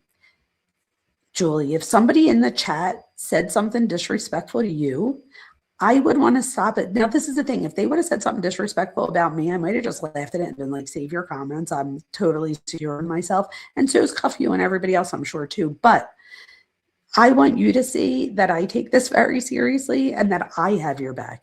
I appreciate you being here. You guys don't have to be here. There's 1,000 other lives that you could be in right now, and you're choosing to be here. So I am going to stop and say something to someone if they disrespect one of our family members. But you're right, Julie. If this was you and you were live right now and I was you, I'd be saying the exact same thing to you because that's the truth. I don't know anyone. Explanation. You're right. This is for educational purposes. Thank you, Ash. That's exactly what it's for. This is very educational. You're right. This is actually what, oh, look, so Web of Deceit says, I'm not trying to be rude. And I was shocked because I've always thought a lot of the doctor, but when I came, it is how it sounded from the perspective. I say anyone is educated. So Webs of Deceit, I hope to God you stay and that this was just a conception. But this is the thing. So I'm using this as a way to bring in the conversation. But then when I talk about it, sometimes this does go off on like on the side a little bit. So if we're talking about a disorder and there's another part that finishes that disorder, I'm going to tell everybody about the whole thing, even if it's not about the case we're doing, because let's be honest, you guys, like, let's be real. When it comes down to it, I am a psychologist first and then a content creator. I've only been doing this for a few months. And again, I'm sure I'm not doing it the best as I will someday, but I know I'm a good educator. So I hope that didn't sound conceited, but I'm not good at everything, but this is one of them. So Dr. Vona even said that she has an issue, which is very humble. We all have issues. Why are people getting so upset? Oh, well, girl, I have many issues. And Birdie, shut the actual F up. And now you're going to make me cry. Is that what you want, Birdie? You want to see me cry? Because I'm going to, I'm going to. Birdie. Wow. Thank you. Thank you. Thank you. Thank you. Thank you.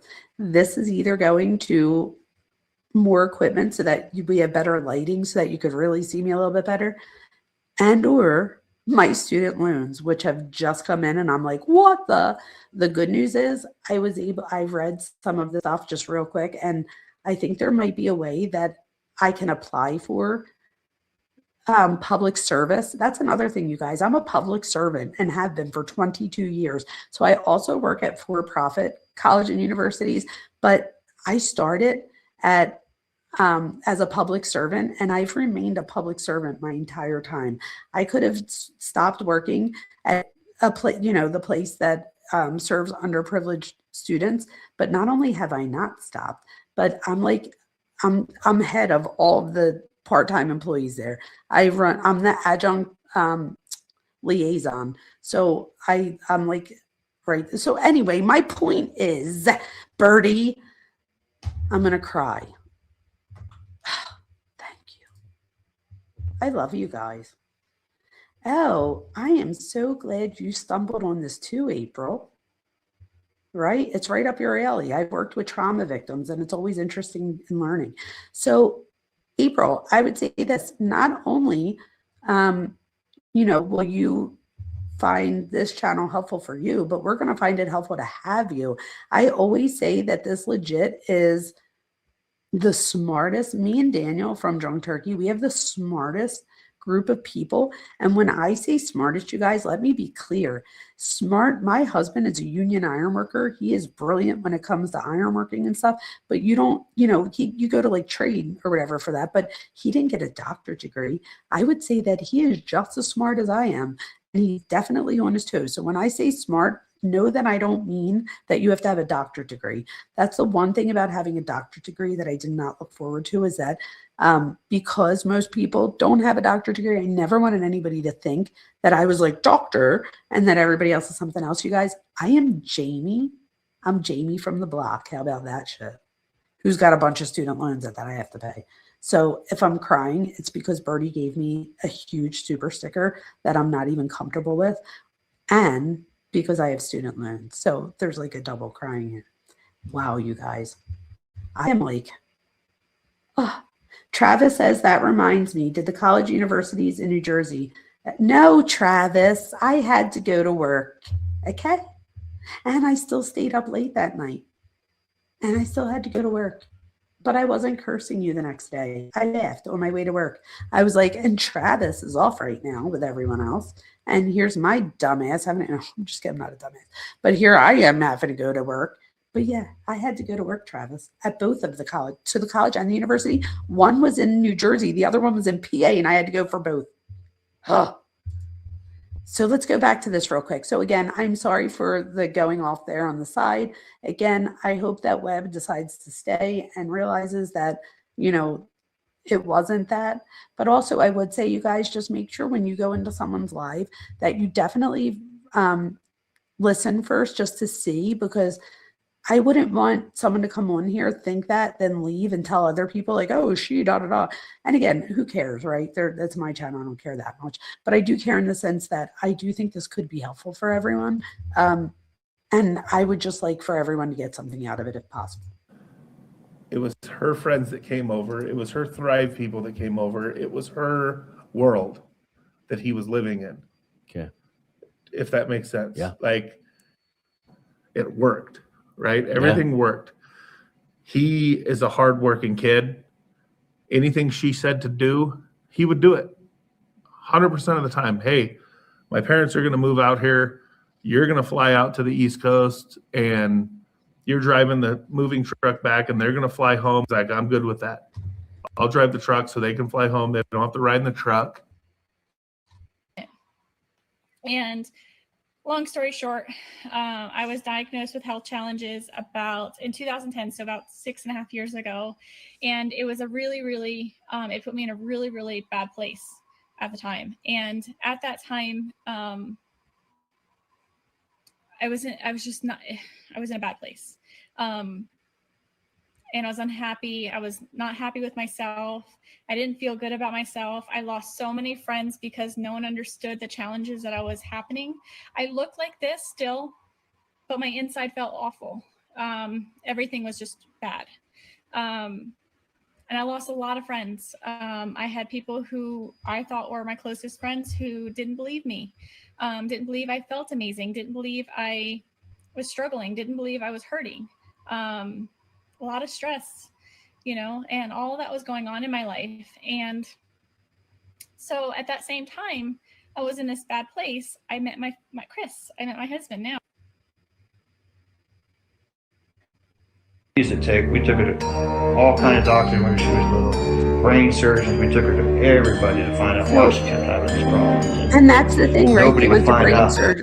They went and had her checked for, and they're saying all this stuff. So I think what the dad's saying is, because it can get frustrating, if you have a kid that is sick or that's complaining and you take them to all of the doctors, as a parent, of course, you want all of the doctor's appointments to say negative, right? At the same time, every time you hear negative on a test, it means we still haven't found whatever it is. And if we don't find what it is, then how do we get help? And anybody in here, I mean, you don't even have to have kids to know that when a kid's in pain, whether, it's a little kid, a teenager, whatever it is, if they come to you and they're suffering, especially as like the parent, I know that makes me, suffer as well. So, and again, I'm not saying like, I'm not making it about me. I'm just saying her dad here sounds like they tried so many things. So they were also happy when she met Chris because they felt like finally she was able to like enjoy some of, the things that she was doing. He was giving her the attention that she deserved and needed. He helped her. He held her hand through things. He moved across the country for her, right? And all the things. So I think the dad does a really good job of letting the cops know that had he not done that interview that night, you guys, the one, what do they call it? The sermon on the porch. Had he not have done that, we could very much have never heard about this case because it might have went unsolved because nobody could believe that Chris did this. Even her best friend that dropped her off. Why am I missing her name? Is it Amy? Oh my God, I'm having a brain fart. It's not Amy. What is her friend's name? Anyway, it'll come back to me. But the friend that drops her off at night and then comes back the next morning. I forget what my point was. I was thinking of the girl's name and then forgot it. Anyway, it'll come back to me. I apologize. So over here real quick, is everybody okay? Do we stop? Do we keep going? Let me know in the chat. I'm okay for another little bit if you want. Okay, so over here, this is where it introduces, it says Munchausen, but again, we know this now to be factitious disorder and factitious disorder imposed on another person. And I wanted to show you first the other video because I thought it was important to have a foundation for anyone who maybe doesn't know the story, right? All right, so let's see.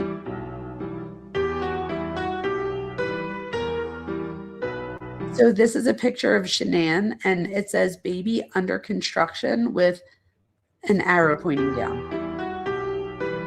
Aww. Does anybody else have the pregnancy stick from finding out you're pregnant? I always that fascinates me. I don't think there's anything wrong with it. I'm just curious. And look how cute she looks. Stop it. I did not look like that. I did not look like that. And they always say the girls take the beauty out of you. She looks beautiful here. I literally, oh my God. I was like, I'll never forget when I had Gianna. I felt like they needed the jaws of life to get me out of the wheelchair. Oh my God, I couldn't have gotten any bigger, I promise. So Shanann Watts, infertility ? She and her family say she had infertility problems.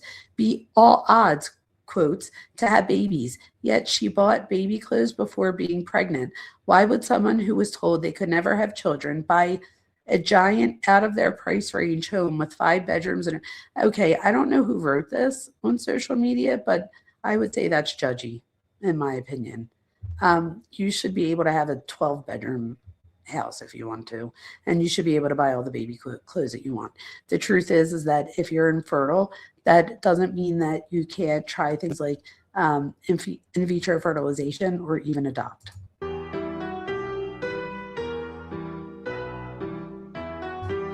So then we have, oops, I skipped one, sorry.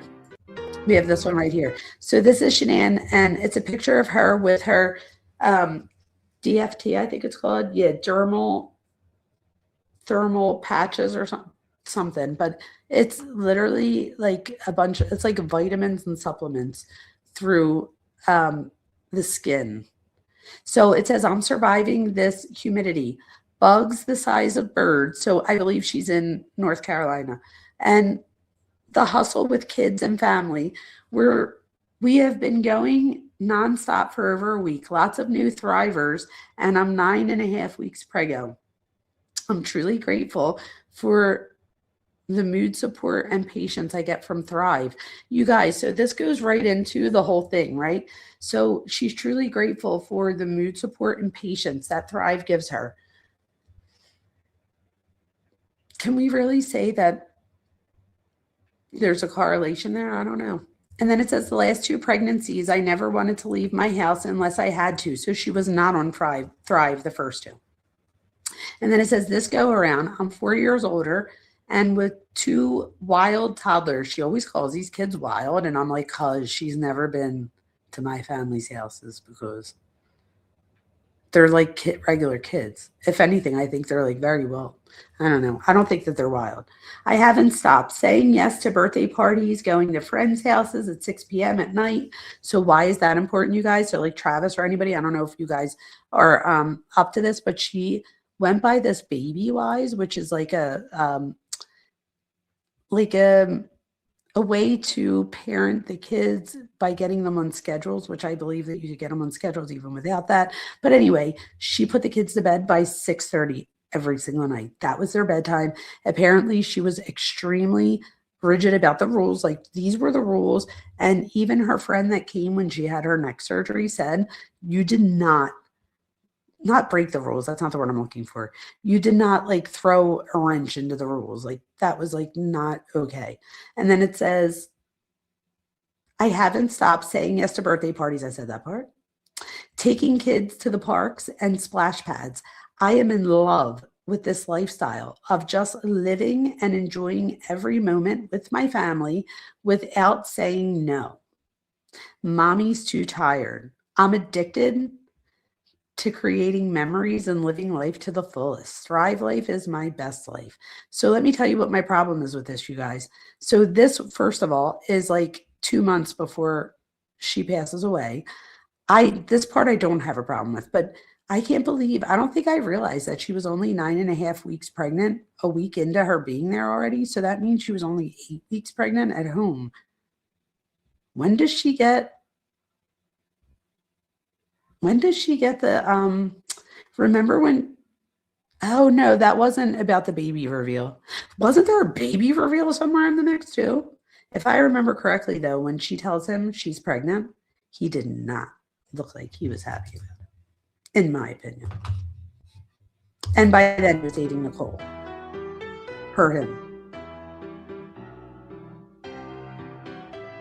Then we have Bella's jean jacket I bought 4 years ago. LOL. I knew I would have girls.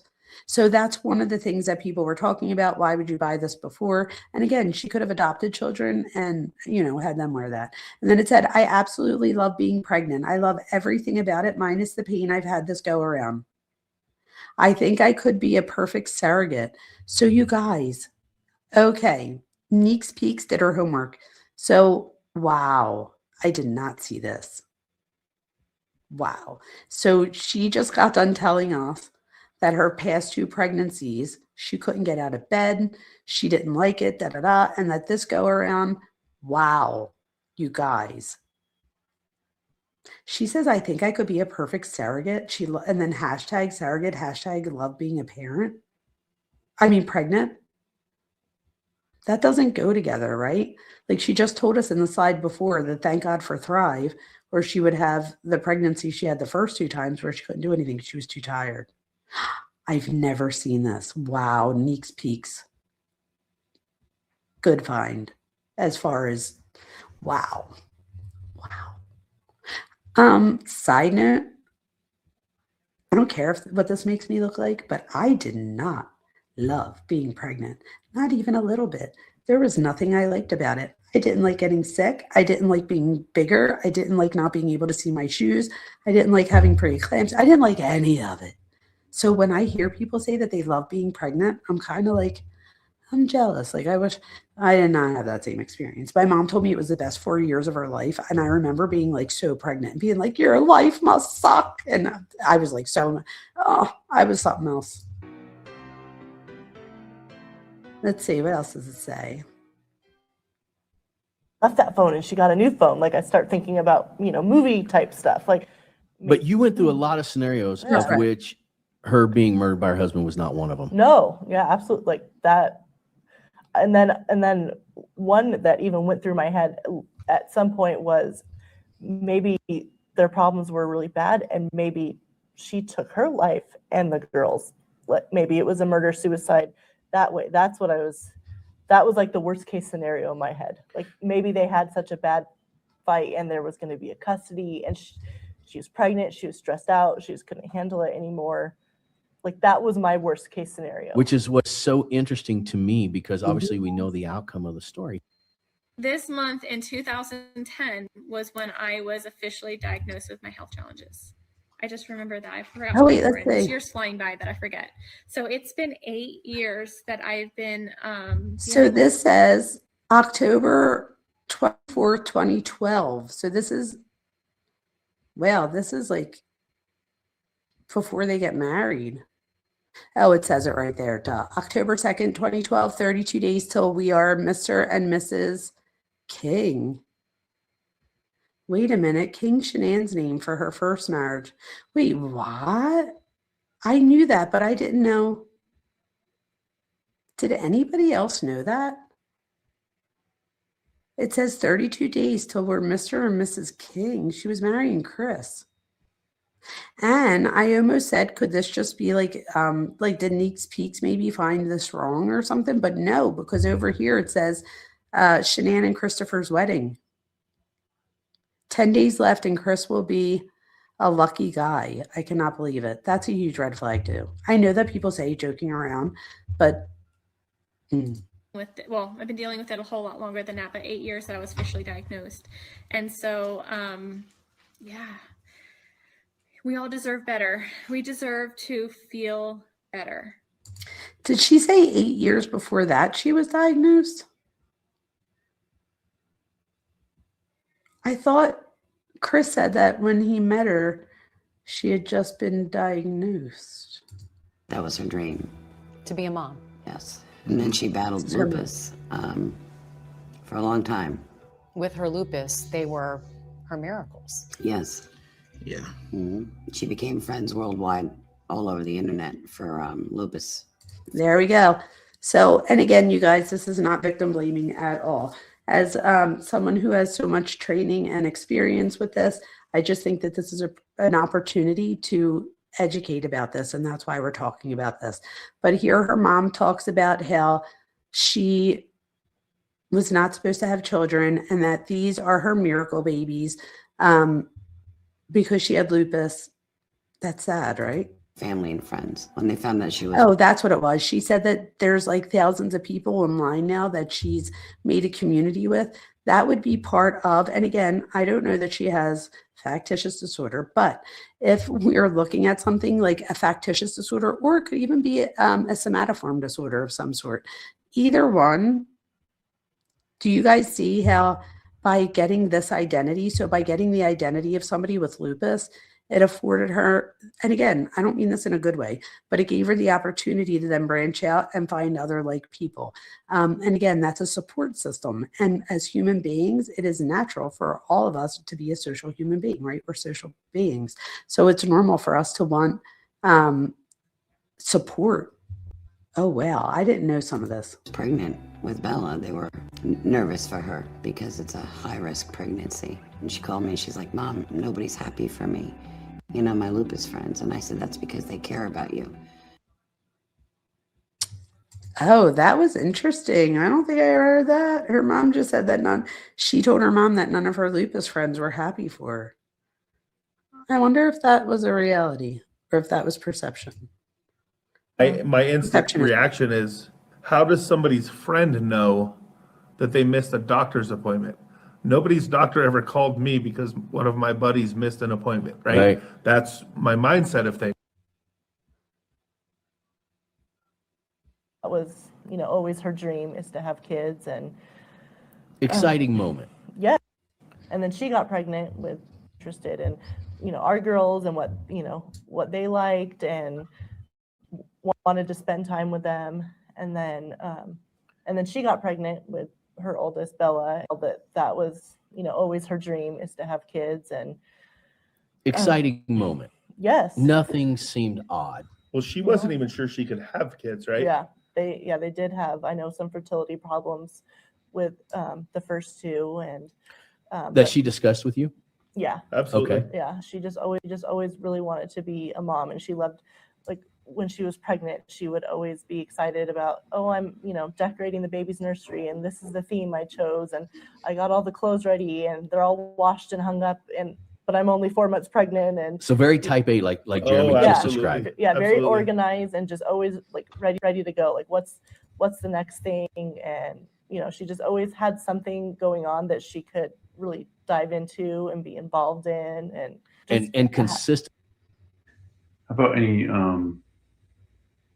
mental conditions or any psychiatric help or anything like that she had when she was growing up? No. I don't know who Amanda Riley is. Or her going to Someone's going to have to let me know, but I do agree with this next one too. So, oh wait, right here, I skipped it by accident.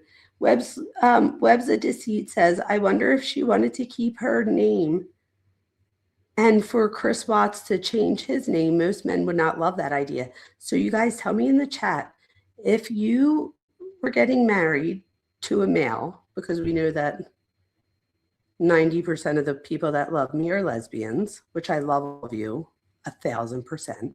But let's say that you were getting married to a male for a minute. And, you know, do you guys think that, I'm saying like where you live in your cultures, your states or countries, wherever you're coming or tuning in from, especially if you're a male, like if Travis is still here in the United States, let us know how you would feel about that. If like, you know, if your fiance wanted you to change your name to her maiden name, and would you just like laugh it off, or would you be like, huh? Like, would it be, you know, a thing? So the thing is, I'm an Italian. The reason I'm saying this is story time. I'm an Italian, and my dad and I are very close, and I always felt bad like to change my last name. I was like, oh, but I'm a DiGirolamo. I just felt bad. But I got pregnant before I got married, right? My daughter took on my husband's name. Then I get married. I still kept my maiden name at this point. Then I had Ava, my second. Then the kids were young, and I'll never forget. They would be like, Dad, the Vonas are hungry. Are you hungry? And I'd be like, wait, what's happening right now? And they were like ostracizing me on purpose. And I was like, oh, I don't like this. And then my dad passes away, like, you know, and I'm like, you know what? I need to do something. So I did eventually change my name, but I'm going to tell you that it took me longer than it probably should have. And I look back now, and I should have changed my name in the very beginning. Now that I look back, I'm like, that was silly. But I don't know if I was doing it. Again, a lot of this stuff, like I was saying with this, is subconscious. A lot of the things we don't realize that we're doing when we're doing them, it's not until we look back in hindsight that we're like, wait a minute. You know what I mean? Truth never wanted to get married, so she can't chime in on that. I can't say I blame you. Oh, Anthony says, if she's having so many problems, why keep having more children? So Anthony, what if I told you that there's a video? I don't know where it's at right now to make it handy, but I do plan to do this more, because this case, I really like, I've gotten into big time, like on my own. With that being said, I believe I remember watching a video where Shanann has Chris take like classes to like speak. She wants him to like do speeches, and he does a PowerPoint, and it's being taped, and you could tell that he does not feel comfortable behind the camera. You could tell that, but he's doing this like PowerPoint presentation, and the presentation is about marriage. And he talks in the presentation about how if your marriage is bad, you could try to pull it back together by having a child. I was like, what in the hell did he just say? And where did he get that research? That's like the furthest thing from the truth, right? So he actually says that though in some things. So at some point he must have believed that, right? I don't know. Excuse me. Web's the Deceit says her husband would be insulted. We have friends who kept separate names, and during a discussion about it, he was clear that it would be hurtful to him. My husband, Web, was straight like, the Vonas are hungry. What do you want? And I'm like, oh, no, he didn't. Well played. And eventually I was like, he's like, doesn't it bother you that like your daughters don't have the same last name as you? And I'm like, it does. And I started to get it though. But I agree with you. My husband was like offended that anybody would even think of that, which I also don't think is the best, right? Because why do we have to take the guy's name? But at the same time, just for the sake of the children and everything, you know, that's just what I thought I should do. But if somebody doesn't take on that last name, I don't judge that either. My thing was my last name was DiGirolamo, and this one's Vona, which is a lot shorter. So I was not going to hyphenate it. I was like, I'm not going from 10 to 14, you know, well, 15 with a hyphen. That's just not happening. So I instead, because I really had a hard time getting rid of my maiden name, I dropped my middle name and made my maiden name my middle name. So instead of Jamie and Vona, I'm Jamie DiGirolamo Vona. So there you go. So now I was able to make everyone happy, including myself, because at the end of the day, you have to make yourself happy. That's the only person that you're responsible to make happy, and it's the only person that you can make happy. You can front to make other people happy, or you can think that you're making other people happy by changing something about yourself, but we always revert back to who we are. So I always tell people, don't ever make someone change because of an ultimatum or because you're telling them that they have to. If somebody wants to change or feels like they need to change, they do it on their own time, right? Because that's the only way that it's truly going to help. Over here, we have on this pause, Shanann on December 20th, 2011 says, Chris got out of surgery. Everything went well. He got his Christmas present. He will finally able to breathe through his nose for the first time ever. He might sound different. My dirty mind was like, ooh, girl, you're telling us too much here. But she meant he could breathe through his nose. That's real. I know how that feels. I had mine done too. She wrote septoplastic surgery. Is that plastic surgery? I thought plastic surgery was like getting your boobies done and stuff and taking your fupa off. And maybe a facelift and stuff. I didn't think that having your deviated septum was considered plastic surgery. Someone let me know. And then it says septoplastic surgery. They are having his septum, they are shaving his septum down and drilling his turbinates. I don't know what they are. He can breathe through his nose. He's been that way his whole life. It's not his sinuses. His airways are inflamed and the nose grew bent and it was blocking his airflow on one side more than the other. Yes, he's in pain, but he is okay. Hope you have a great holiday. Love you too. Birdie, you're so funny. Birdie said, is that another way of saying nose job? That's what I'm thinking, right? I wonder if that would be considered, wow. I wonder, yeah, isn't that a nose? Like, I wonder if that would be, so this is the thing. Remember when she gets the neck surgery and she has to pay out of pocket for it? This is years earlier.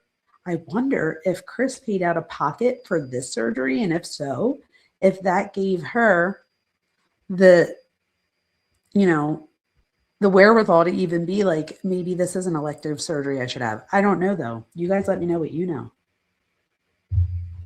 Oh, we have PC Native says that they grew up in a conservative family as a female, so there was never a question about changing the last names. And that's the thing, right? So I'm up in by Philadelphia and like Pennsylvania, New Jersey area. And up here, we're like, boy, have several seats. Like, I'm coming in now, right?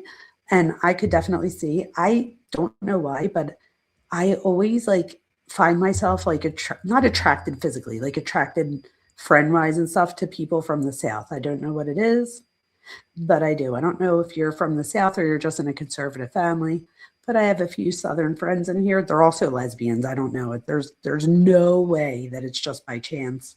I don't know what it is. I like them too. You know what I mean? I don't know what to do. I don't know what it is. I don't mean to do. I meant like, I don't know what the deal is. He was just living in her world. He never seems interested in family videos or hers. Anthony, ding, ding, ding, ding, ding, 1,000%. He was living in her world. And this is the thing. If you look at, so I was like, why would this be so acceptable for him? And why was it so easy for him to do that? And I look back and his mom's very domineering, right? And his dad seems to go with the flow. So I think this also goes back to the fact of intergenerational transmission of just behavior. You know what I mean? So just seeing something and then that becomes part of your life. And then You know, we see, this is the thing, and I'm going to say something real controversial. Ready for this one? It is my opinion, and again, a little controversial here, but this is my opinion, that the most influential person in your life is your same-sex parent, even in the absence of your same-sex parent. I believe, and again, this is Jamie, not Dr. Vona, I believe that is the most influential person in your life. So what do I mean by this? You might be sitting there right now being like, what are you talking about? Like, me and my dad were so tight, or like, I never even met my dad, you know, all the different things. So this is what I would say. I would say that I would love to be up here to debate back and forth, and not debate in a bad way, but I always love when I have one or two students that like are like, nah, and then we go back and forth, and then finally at the end, they're like, I agree.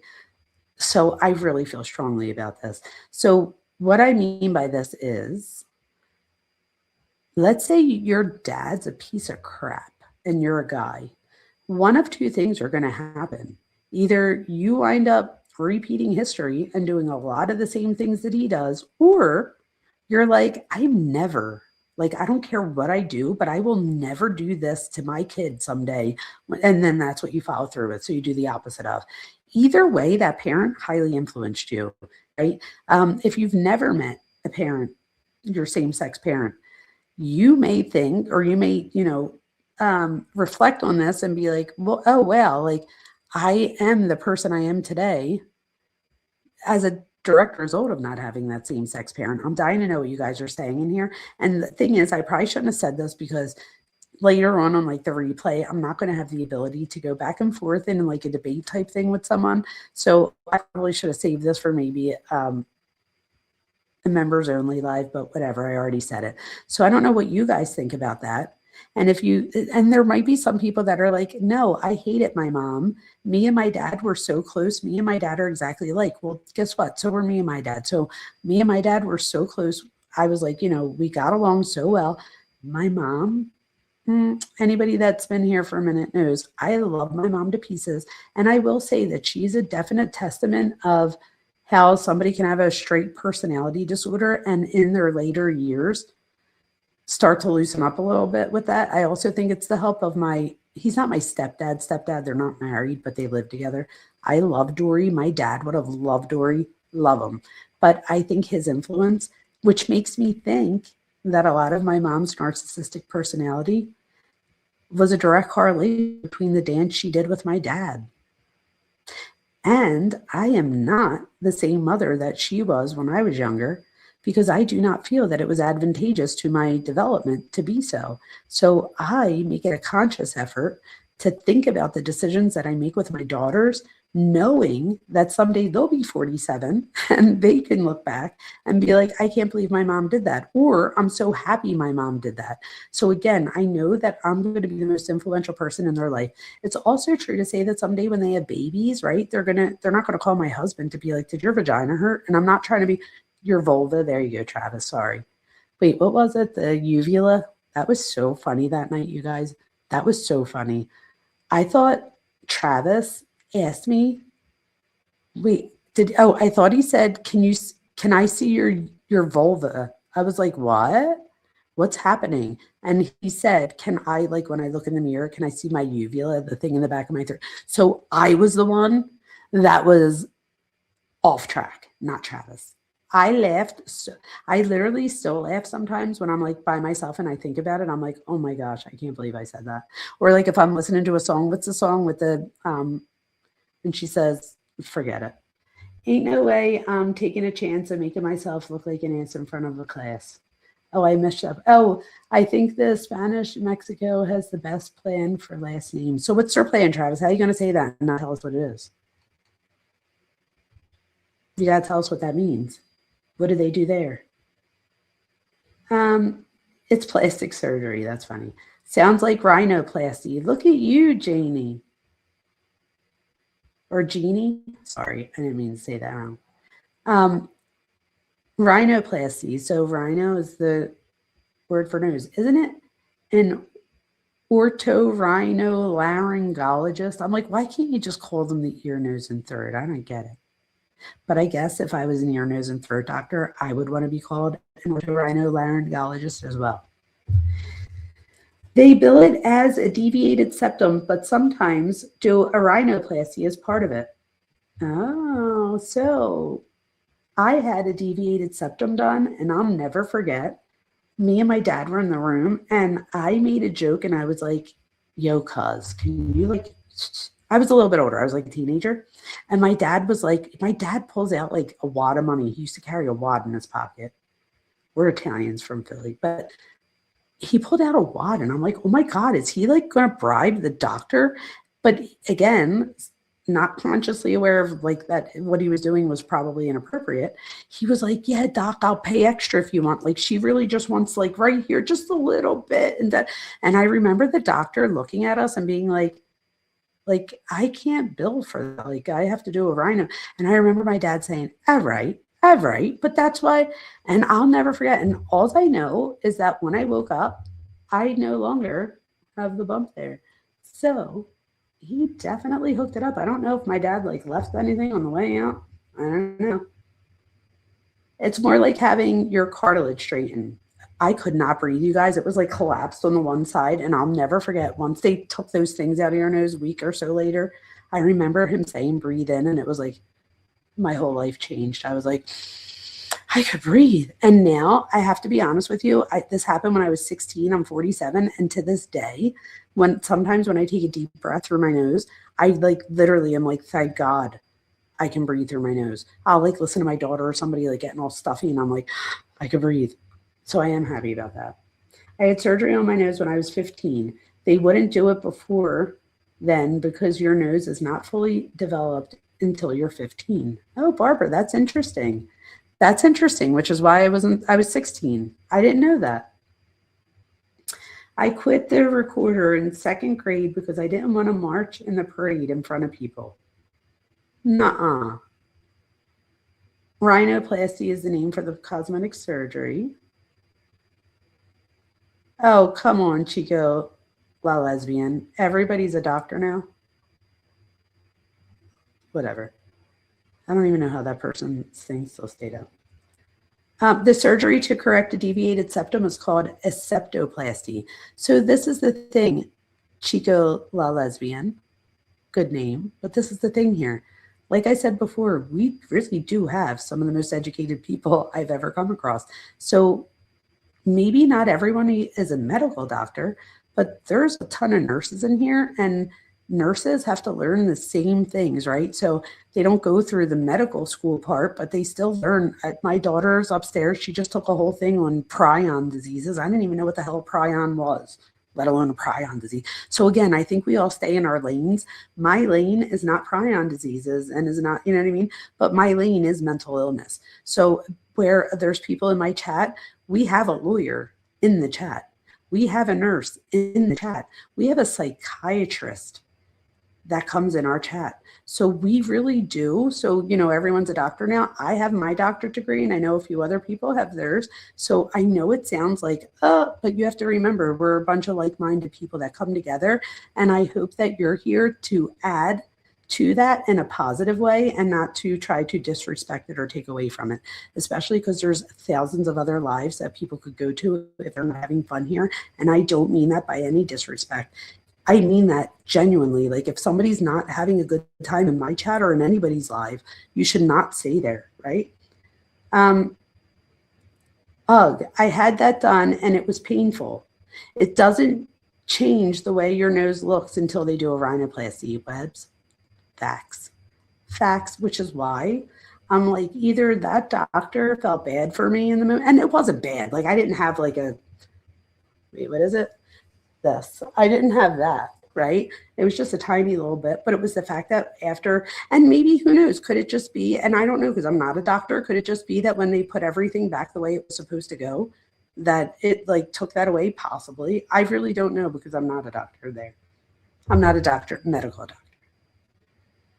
I heard that Chris Watts actually had evil thoughts like killing animals as a very young boy. Well, let me tell you something there. If that's the truth, Chico La Lesbian, I want to know where I can find information on that, because that is literally textbook for some of these behaviors that we see later, and I did not know that.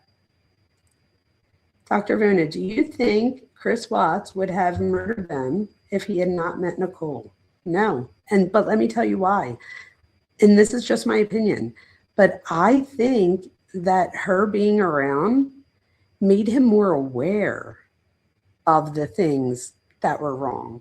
And again, I think part of that is because growing up, his mom has a very dominant personality, and his dad's actually very laid back, right? So I don't even think that he realized that he was, having these problems until she comes around and he realizes. I think with Nicole, he was able to have a voice. I think Nicole, whether it be, like when you first start liking somebody and you like listen to everything they have to say and you're like, like you get, I think that's what was happening. And I think that he felt heard. And if you look at some of the videos with him and Shanann that we're going to watch eventually, so I hope everybody comes back for these. But if you look at some of those videos, she'll like, there's some where she's like, no, Chris, it's not about you this year. I'm like, what? Like, did she just say that? Or she says the word Chris and he goes, are you talking to me? And she went, no, I'm talking to another. There's other Chris's. I was like, oh my God. But then and then another time I remember she's like looking in the camera and she says, oh, Chris will do it. He'll do whatever I tell him to do.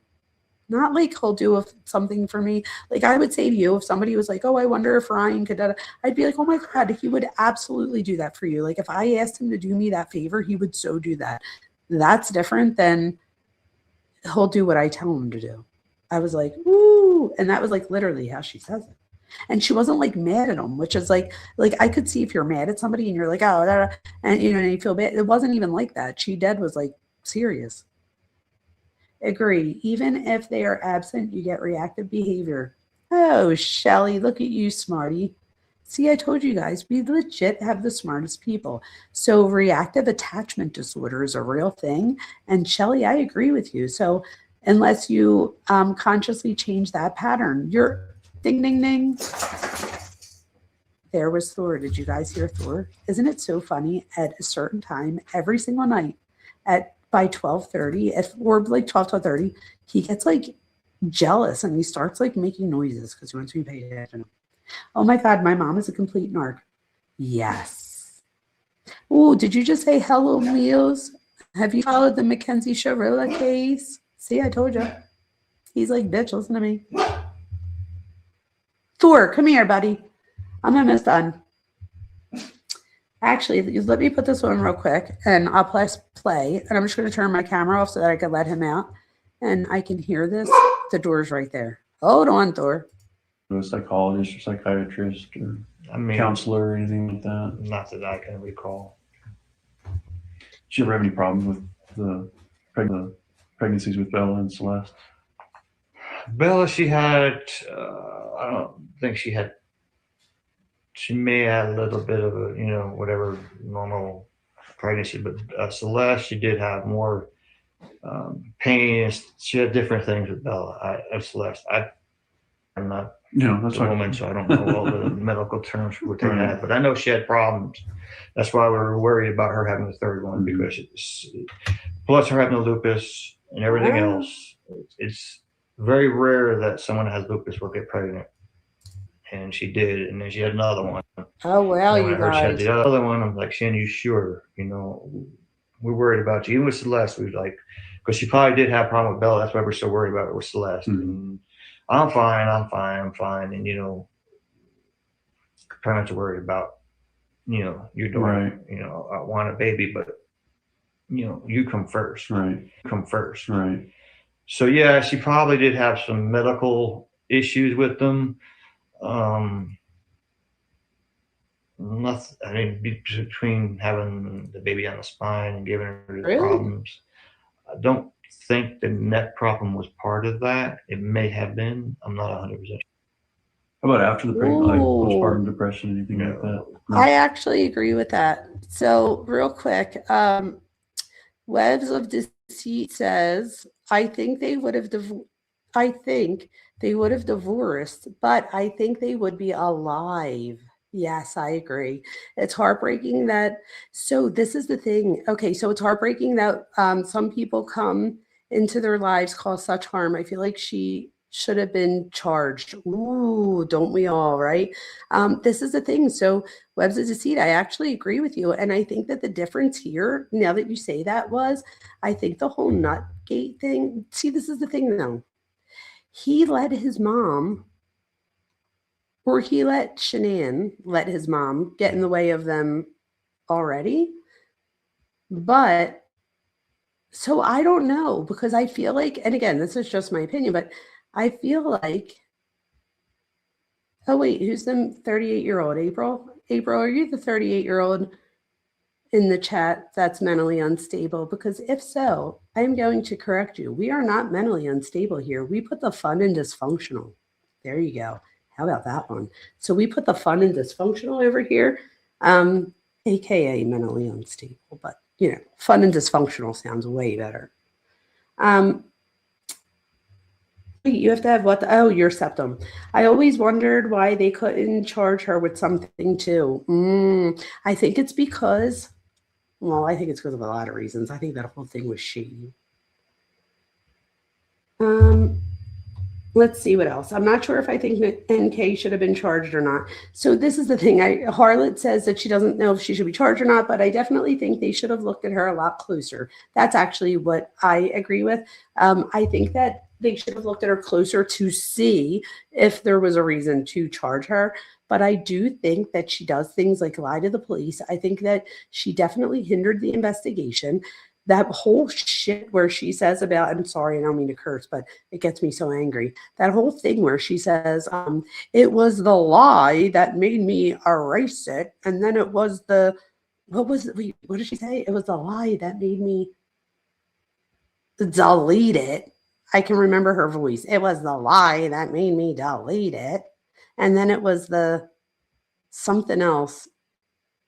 Oh, you guys have to finish that for me because I know somebody out there knows the rest of it. She's blatantly rude and disrespectful to him. Yes, she was. Travis says, I mentioned earlier, an FBI agent friend of mine said that most who commit familicide who don't unalive themselves are men in their, and mostly occur in August. How many did what? So, Travis, this entire thing was originally on familicide, but I did a familicide live a while ago on the case of, oh my God, the one that he has his daughters. Oh my God, it's on the tip of my tongue. Travis Decker. And same thing in that case, right? In his 30s. I wondered, did that happen in August? It could have. That might have. That would be weird. But with familicide, so he does unalive himself in the other story, but not until a long time after. But with Chris Watts, a lot of times with familicide, what we see is a lot of times the familicide is to hurt. When somebody takes out children, there's different words, guys. There's infanticide, there's familicide, there's so many of them. Homicide, the S one, where you take out your own life, right? There's neonaticide. There's so many of them. But anyway, familicide is when you take out the whole family, right? Then we have falicide, which is where you take out just the kids. In that case, we often see that the person, and it's usually the man, does it to hurt the mom. What better way? And if you think of the Decker case, mom, he tries to get back with her at one point and she doesn't want to get back with him. And I think he felt humiliated, and he didn't have a home that he was staying in. He was like living out of his car, and he was living in like homeless shelters. And I think he felt that that was like the last straw. So usually there's an incident that occurs. In this case, I think it was the fact that he wasn't able to go back to the house. In the other case, here, I think it's the whole Nutgate thing. I think Nutgate was like a big N, of course, NK, but why didn't he do it the week before as opposed to the week after? The one big thing is the whole Nutgate thing. And I don't know if NK was saying things to him. And again, this is pure speculation, but was she saying things to him? I wonder, like, Oh, I would never do that. Like if we were together, like I would never, ever X your mom and your sister out. Like I could see her playing into that and that playing into his rage. Does anybody else see that too? Because she's definitely the type to plant those things, especially knowing that she was Googling them a whole year before she ever runs into them. It's just unreal, right? So let's see what else we have here. No. Wait, I want to go past her. You said she had to the next. Lupus, fibromyalgia, She had lupus, migraines. fibromyalgia, migraines. All right, so let's go to she Shanann real quick. Well, and she calls herself Shanann, but her mom calls her Shannon. Oh, okay. So she's got a little bit. How of weird was that? rebellion. Did I just stop on that? That's Okay. It's Shanann. In your life, all the negative in your life, write it down. But then I want you to also, on the other side of the paper, write down what has happened in your life that you're grateful for. The third step is take a pen and mark over, like connect the two things that happened. So, for instance, health challenges, Chris, Mandy, life, right?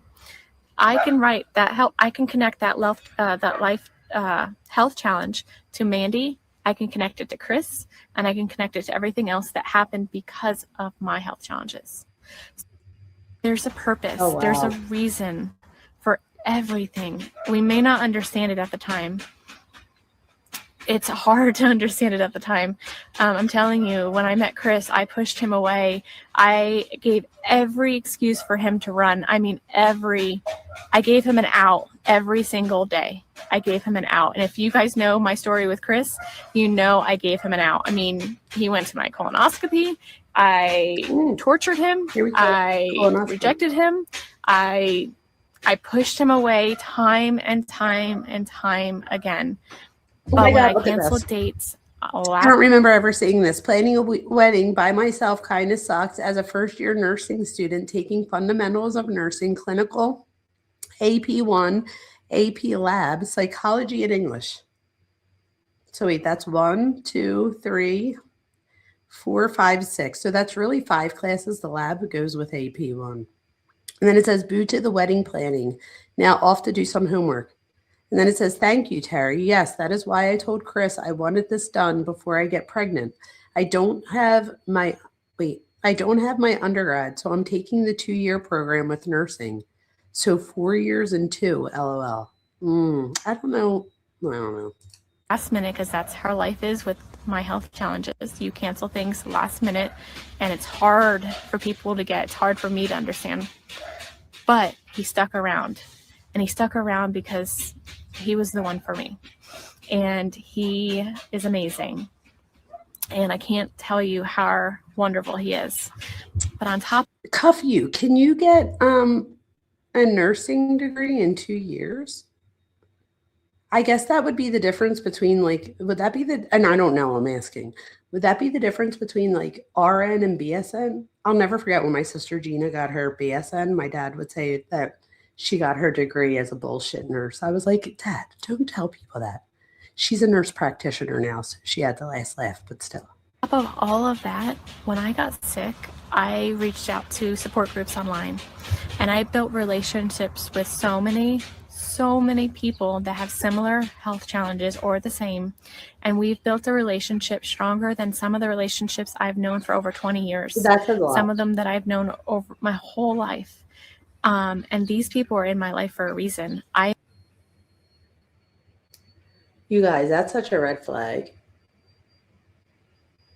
She This is her loved brother. Kids. Loved her more than anything in this world. She wasn't even supposed to have kids. She had lupus. They told her she would never have kids. She almost had endometriosis when she was young. So she had what's it called? Oh my God, endometriosis. I don't know why I just had a tongue twister. And then lupus and stuff. I don't know. I'm not saying that it's not true. I'm just saying I don't know because there's so many people saying that there wasn't evidence of it. So I don't know how we would even find out.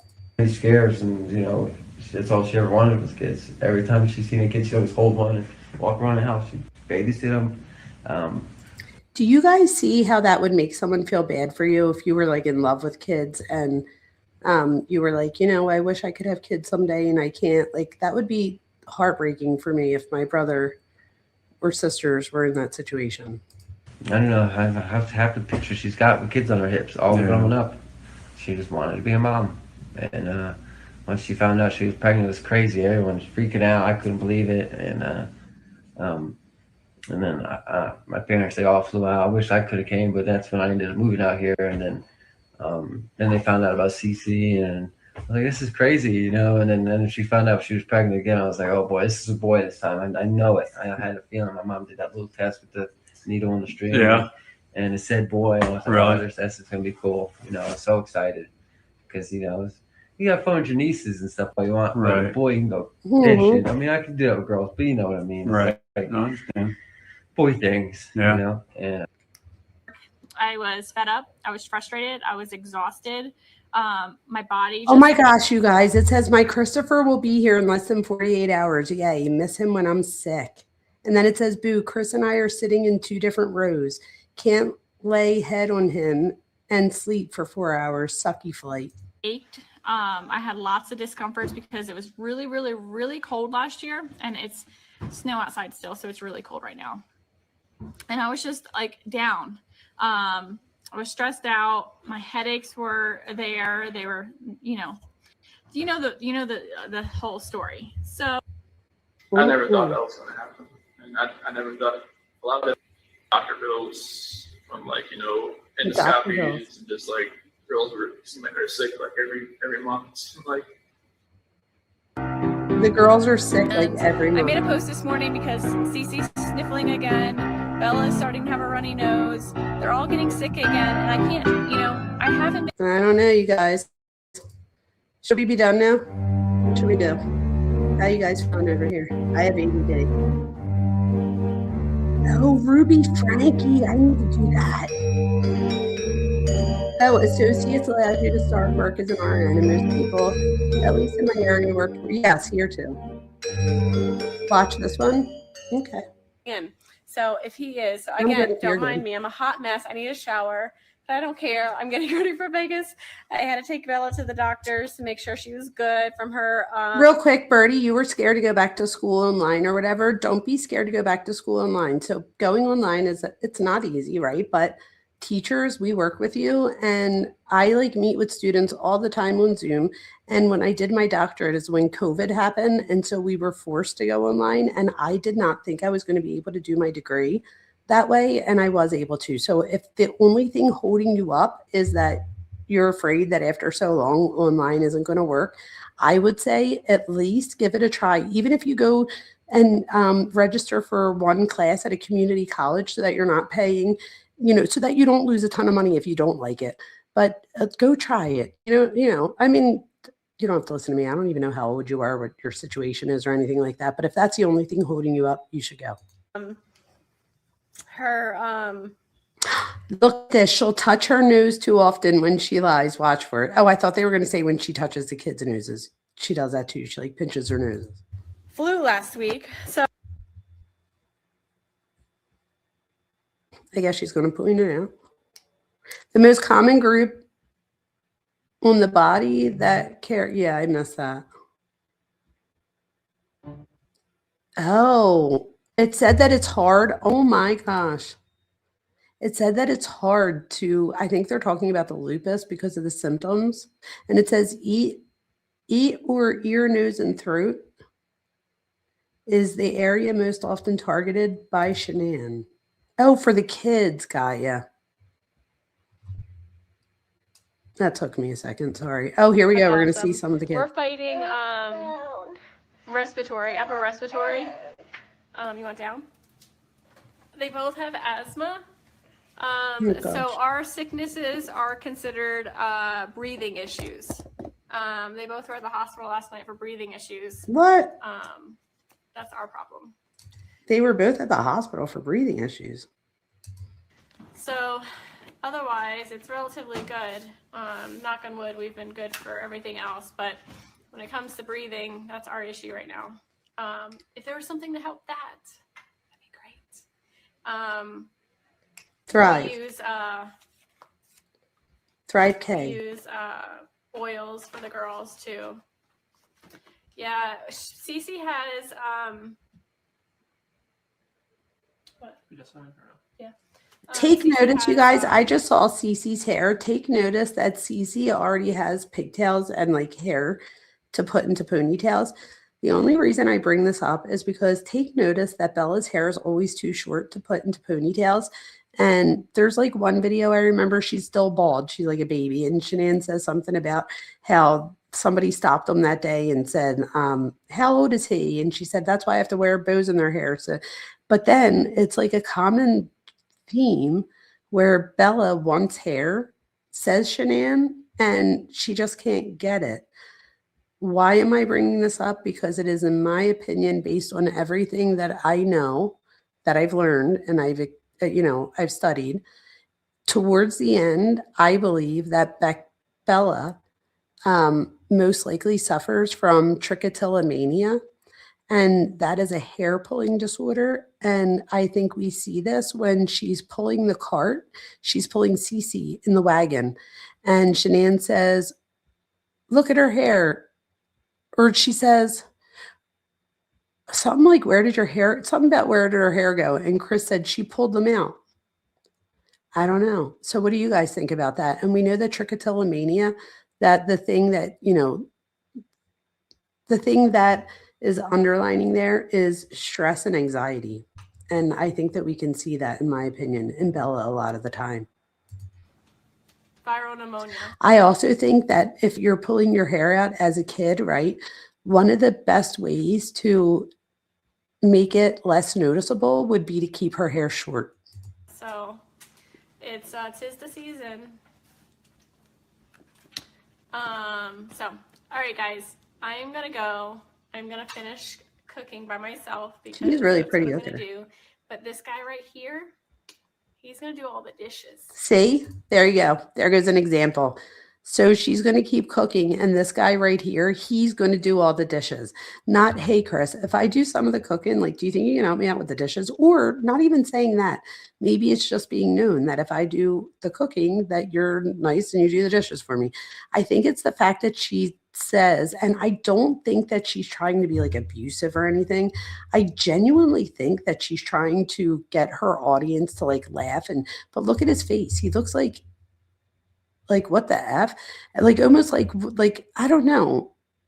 He does not look happy about that. I don't think he's like angry, but I think if anything, he's probably just like, what the, you know what I mean? Like what's happening? But again, I don't think she's trying to be abusive here. And I think that that's one of the underlining themes here is that a lot of these behaviors that we do in general as human beings we're not always looking at like a BK, right?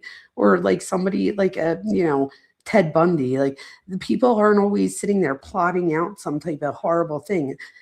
Mental illness often arises out of other stress and anxiety. Hurt people unknowingly. That's me. A lot of the time. And he said, that's me. And I made a post this morning She looks because pretty there too. I Cece's don't remember sniffling that. again. Bella's starting to have a runny nose. They're all getting sick again. And I can't, I haven't been getting sick. Like I have been feeling absolutely amazing. And, there's days where I'll wake up and my throat is a little bothering me, but it doesn't go any further. Like my health has been amazing this last year. It's funny because I had bronchitis back in Anybody got September, time for that? and the doctor looked at me and he was like, well, you don't look sick. Well, I've heard that before. You guys all know why, but when he did check my lungs, I definitely had bronchitis, but So what would that be about? And I think this is why she gets a bad rap. Like I think Shanann does so much good. I think she does so much positive. I think she loved her children. I think she loved her husband. I think she loved all of the things. And I do think that she somewhat gets sucked into this MLM.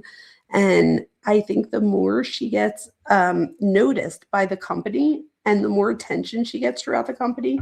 And I don't know if anybody else noticed, but she's got one friend that lives in Hawaii. Is that Christina Neacham? I'm not sure.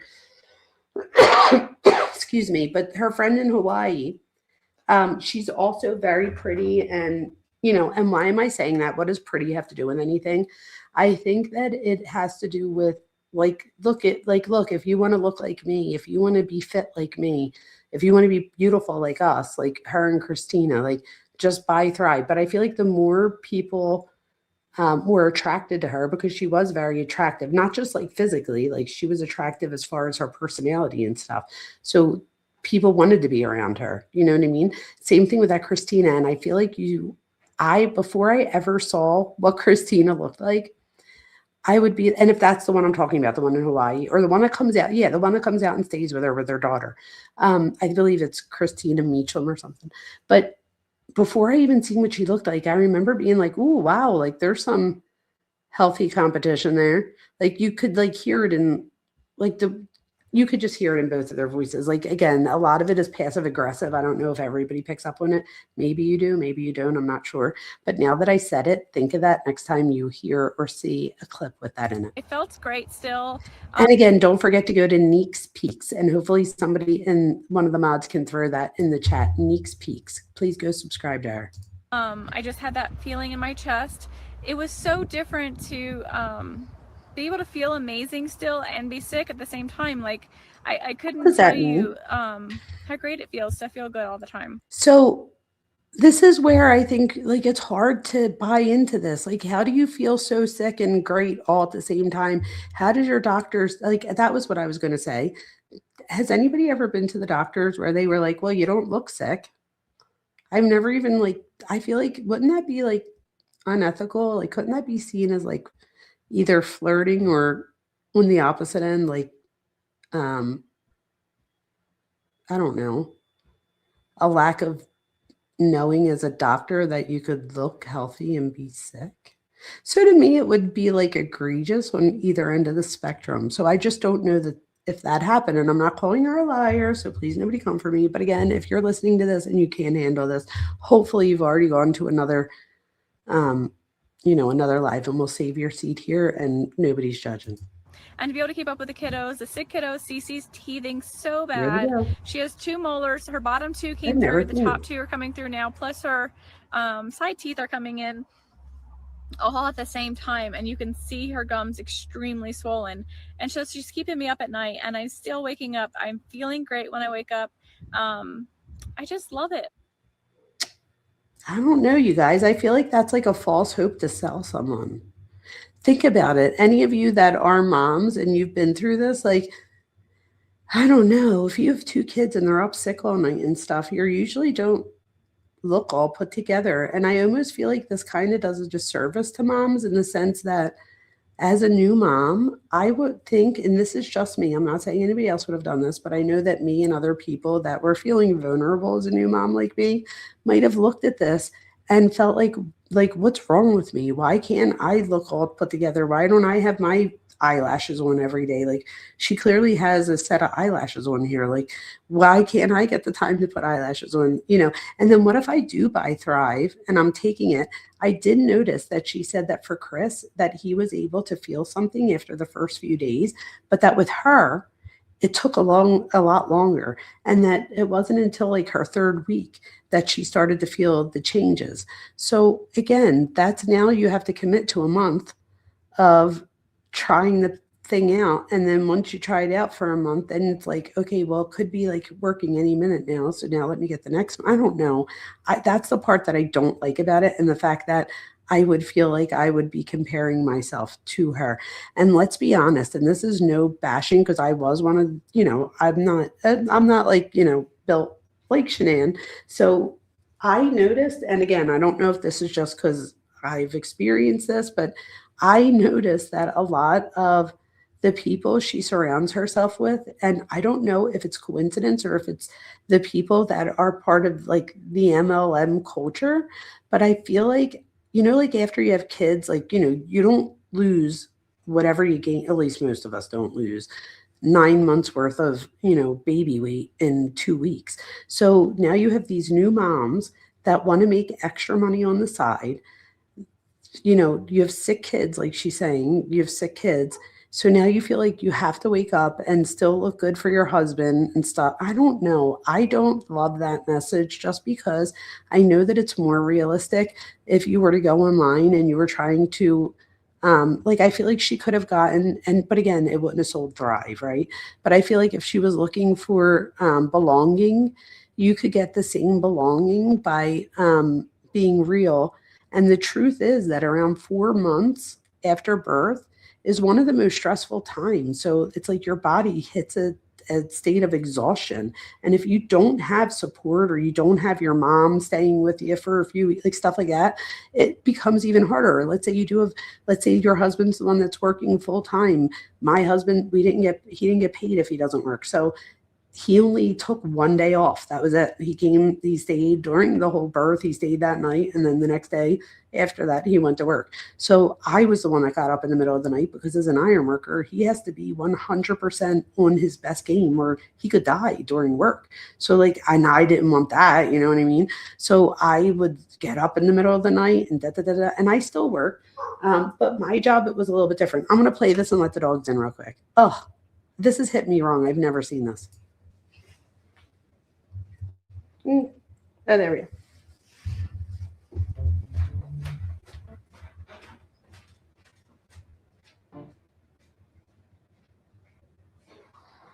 Come on, Claire. Come on now. There you go.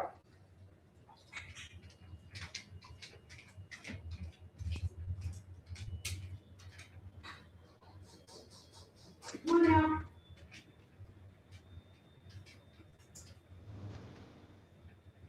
Ellie. Oh.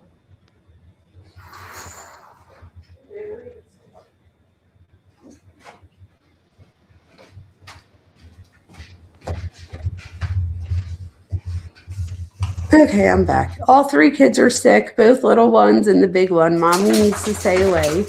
Oh, there goes Thor. He's like, you hear me now?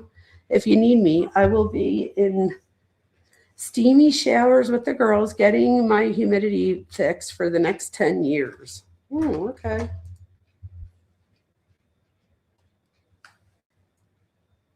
I woke up before Chris's alarm clock today and started cleaning, took a shower before the girls woke up and had to steam shower them after they got up. Now hair is no longer straight but curly. Oh, that's annoying. I would hate that. I love how great I feel. Hashtag thrive, especially on a cold, rainy day. No discomforts, full of natural energy and happy. So this is my thing, you guys. I think vitamins are important. I know that not everybody does. I do take vitamins daily, and I do think that I feel like more lethargic and stuff when I don't take them. Could part of that be the placebo effect? Absolutely. Could it be that they're good vitamins and they're making me feel better? Absolutely. Thrive was nothing more or is nothing more than a big, big dose of vitamins, but on a dermal level. So she does talk a lot about how like when you take them orally, but I take ones that are called Life Extension. And my psychiatrist is the one that suggests them in the beginning. And I like, oh my gosh, you guys, you feel such a difference. If anybody's feeling crappy on Amazon, you can get them for like $12. Get yourself, and it's 2 a day, but you only have to take one. And or maybe I'm just frugal, but I just take one. It says 2 a day, but I take one. And I swear to God, it's like a life changer. So if anybody's feeling lethargic, take a 2 a day multivitamin from Life Extensions. You can get it on Amazon for like $12. It's everything. Anyway, moving along. It's on. It's just, there you go. So I have the chocolate This is the one where I think she sees the hateful things. I'm not sure though. cookies done. I Chris think it took is. the girls up for a steam shower. And there's chanting, here we go Steelers. Oh, Steam shower? Yeah. You look all, and you went potty? Yeah, during the steam shower. Good.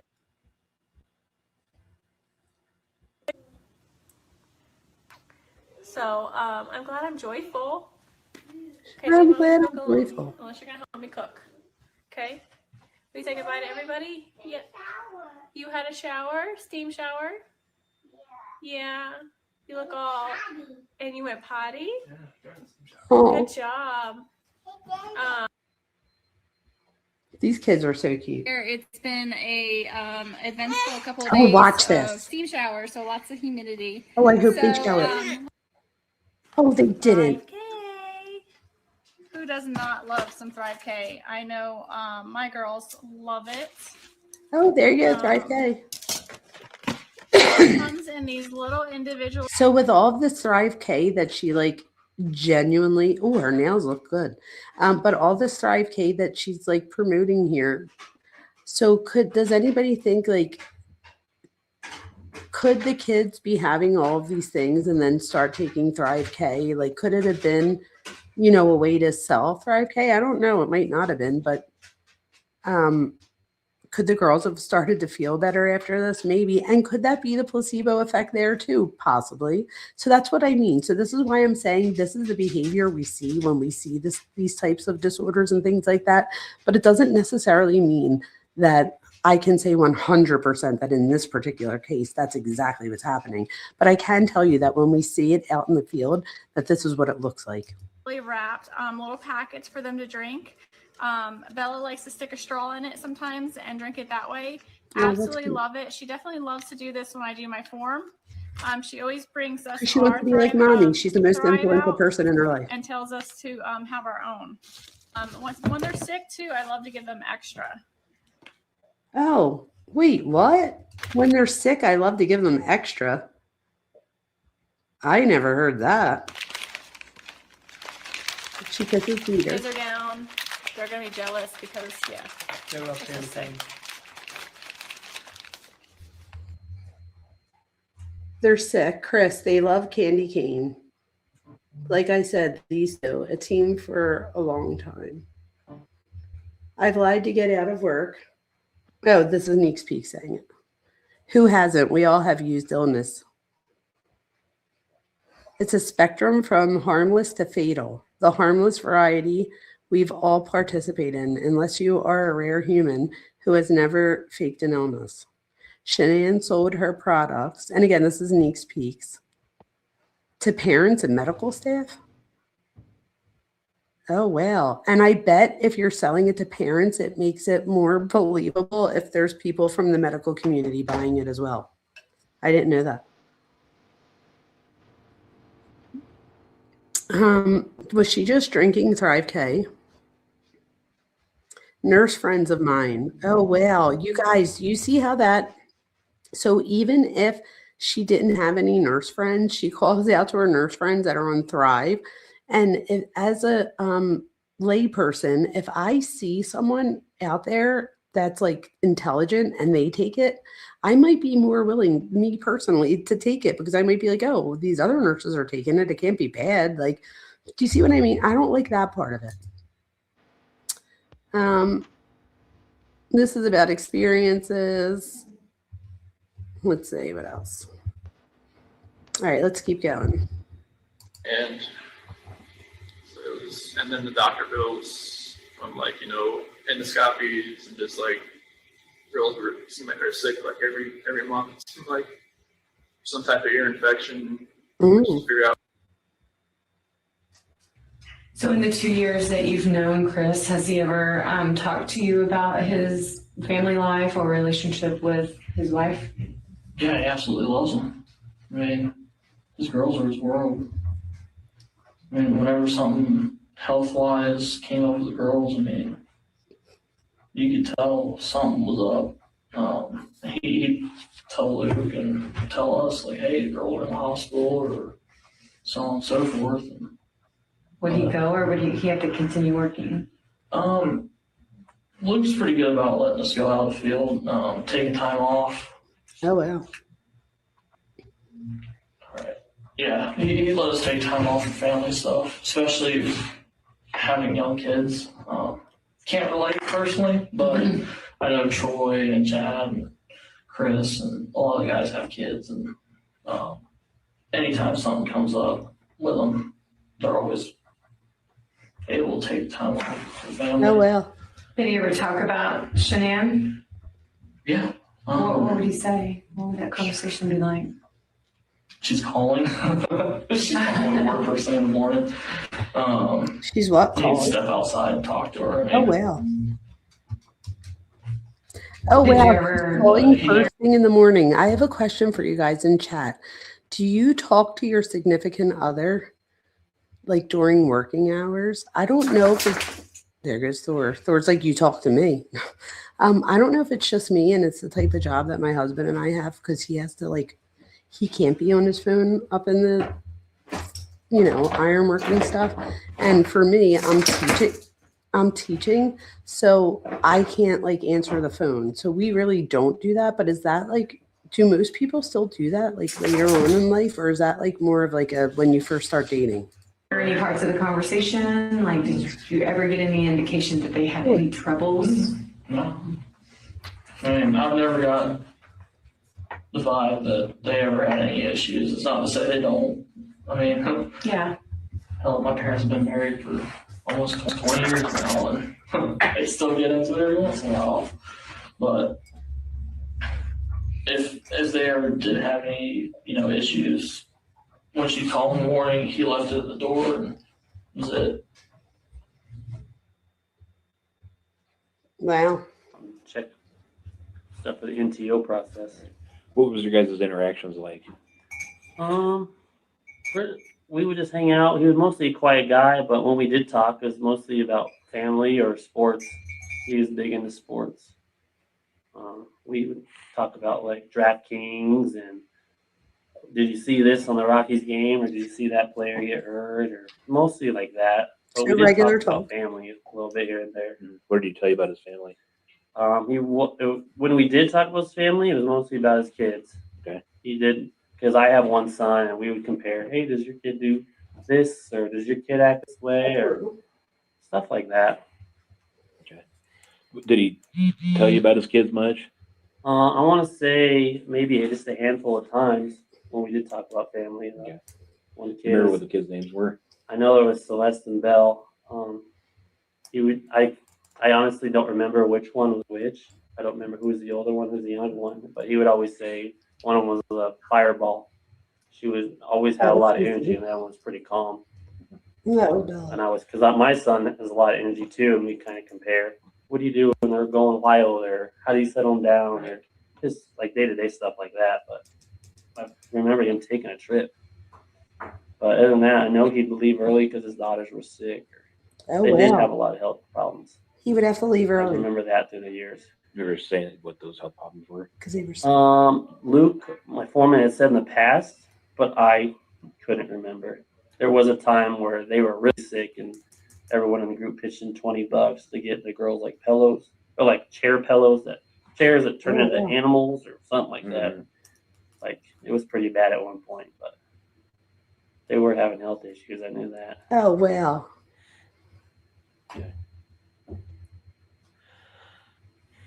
That's crazy.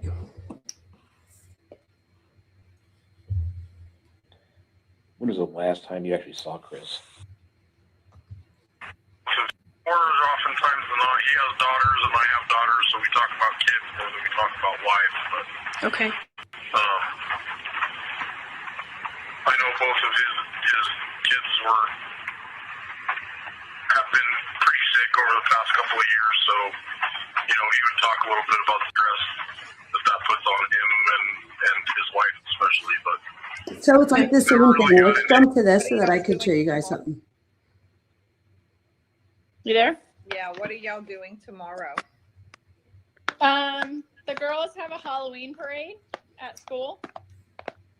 And then at 3:00. So they have a Halloween parade and then a party, which is good. We did a trunk or treat over the weekend.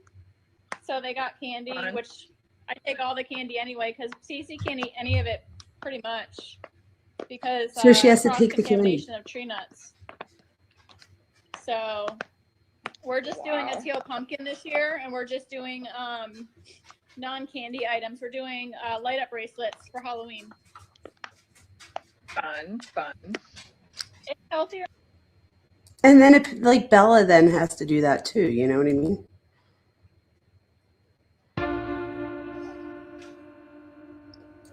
Oh well. So wait, let me see. So I don't know if you guys are like tired or whatnot. I'm not quite tired. Neeks Peaks, everybody. Go to Neeks Peaks.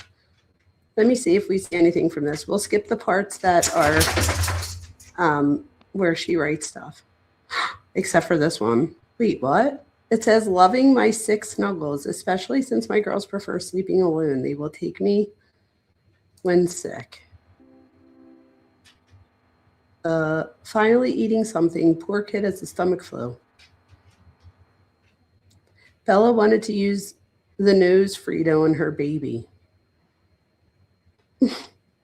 This kid doesn't miss a thing. She's pretending she's putting Aquaphor. Wait, what? On the baby thermometer and putting it in her baby's butt? What? What? Is that normal? I mean, I'm the I don't know. That's not. What? I mean, I know that you put it in the baby's butt when they're little, but oh, I don't know. I guess I wasn't allowed to play with the thermometer. And my kids, I guess I kept it in the something. So it said they had the stomach virus again. Let's see. I wanted to show you guys parts where you could see the kids, like in action. Let me see if I could see anything here. But this whole thing, and I would go back to this again because look, this entire thing, you guys, is all of their hospital visits. This one says they are the ones with the germs. Only right, they help me disinfect. So, oh, look at this stuff. So this like drives me crazy. So I'm ready for this cold to kick the bucket with my girls. Up all night long, back and forth to each bedroom, trying to help them breathe better, soothe their cough, and comfort them. Here's to my Boostivate, which is her Activate stuff or whatever, the Boostivate, to keep me healthy, to fight off their germs and give me the energy to keep going. Hate them feeling so bad and miserable. Aw, I thought it was going to be, you guys have to see some of the other videos with them sleeping in the beds. This one is, oh, that was Cece with a big booger. Oh, I hate these cages. When Gianna had surgeries, like kids, if they're like, I guess because I was there the entire time, I never left. They didn't make her like sit, like do the cage thing, but I don't know. It even went higher. Like when they went to bed, there was like a top part of it. It literally reminded me of like a dog crate for kids. And every time she had a roommate, I would go to the nurse on the side and be like, can I just be like the person? You know what I mean? Like I'll watch them. And they're like, no, we can't. Like, I guess it's against the law. Like, you can't do that. But it would break my heart. But I know that they're there because, and let me be honest, there were a few times now that I think about it that I did like leave to go get a shower. They have like a Ronald McDonald house and stuff. But I think there was always somebody there with her. Like, I think Ryan would come. I don't know. Gianna's lucky that she had us there all the time now that I'm thinking about it. Let's just say Celeste doesn't like mornings. This is the happiest she's been all morning. And then this one says, almost at the hospital for Cece's eye procedure. So she had a tear duct procedure. She's cried all 45 minutes to the hospital so far. Needless to say, she's pissed. We woke her up at 4 a.m. Special treats later for Cece. Oh my gosh. Patiently waiting for the procedure.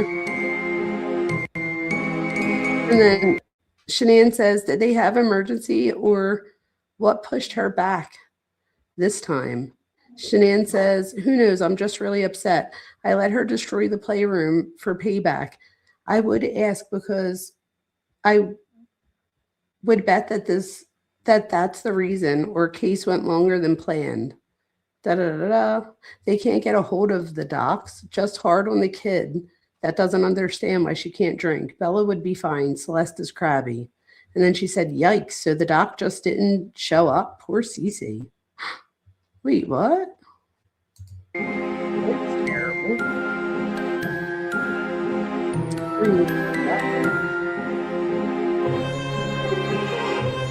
Then it says, no, he's in the other procedures. Shanann, oh gosh.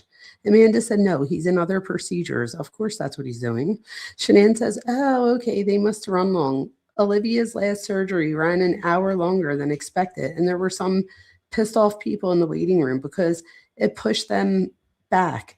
So I apologized to them and they were okay after that. And she was pushed back for her surgery when she was 2.5 years old, and it sucked. And then it says, oh, I get it, just frustrating.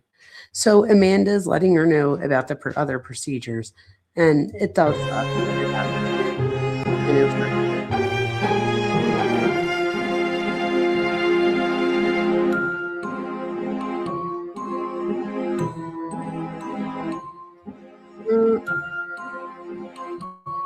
the next it goes into, oh my gosh, more the tear duct thing. Oh, this is still the tear duct. Oh gosh, what a long morning. Woke up at 4 a.m. to take Celeste to have her tear duct probed. She was scheduled for 7:30 and pushed back to 10:50. Finally, just getting home, and she snuggled me and I enjoyed it. Now she's back to her wild self. She is funny, this little one. I love that little kid. What a long morning. Woke up at 4 a.m. Oh, that's the same one. And that's just showing her back to her wild self. Same thing. Oh, she is a goof. Look at her. And then it says, if the doctors were this late and my child's this hungry and thirsty, I'm out. Peace. What? Deuces. Oh my God. And then she says, Celeste's first dentist visit. Brought on early from busting her mouth yesterday. I see many of these accident visits in the future. Oh, that's great. And then we have, while Bella's sick, Celeste continues to go full force. Oh, that's at her thing. And then it says, miss our babies. They're being spoiled by Nona and Poppy, having too much fun while mommy and daddy are away. This one doesn't feel good and is tired, she said. They're just one after another. She will continue to refer to Celeste as her kid many other times, sadly. Wait, what? Oh, her ER kid, sorry. This, my friend, is why Celeste goes in timeout at 17 months old. Oh, she tries to, oh, I wish, see, that's what I want to show you guys is some of the kids. And we could always go back to the reading part because I feel like we did the live for long enough that probably nobody wants to hear the reading. So wait, let me just see real quick if they show you any of the kids here. Oh, I just saw. Wait, let's see. There's this all reading too. No, this might be all reading to you guys. Share it live than via write it. It's her talking, but I want you guys to see the kids for a minute. So, this is What's the Obsession. Welcome. Everybody, please go to What's the Obsession and subscribe. Okay. I just want to show you guys a video or two. Hopefully, What's the Obsession understands that this is for educational purposes only. This is their very last time. It makes me sad, as many of these pictures do. I always think that these were what the girls looked like when... Oh my God, you guys, that's a great point. Look how big the girls are. We sometimes look at pictures of the girls when they're tiny. Oh my God, I never thought of that. Good point, Kelly.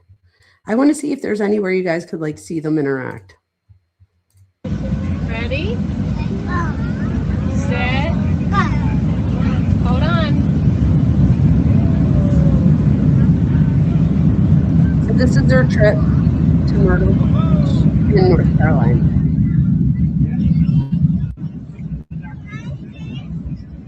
What you want to see?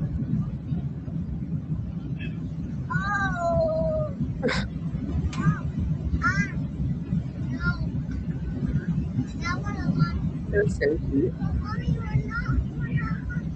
We are. Watch. And just so you guys know, Chris isn't here on this last trip. This is when I was talking about, I believe this is June 27th, 2018. I don't know why, but my memory is amazing. And I really feel like if I had to put money on it, that's what I would put on it. And they go to North Carolina for the summer, and her dad is accompanying her to help her.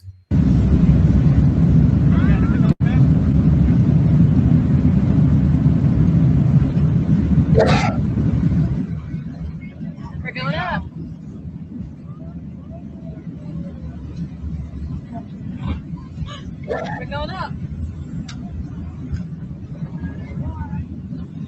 But anyway, they're cute here.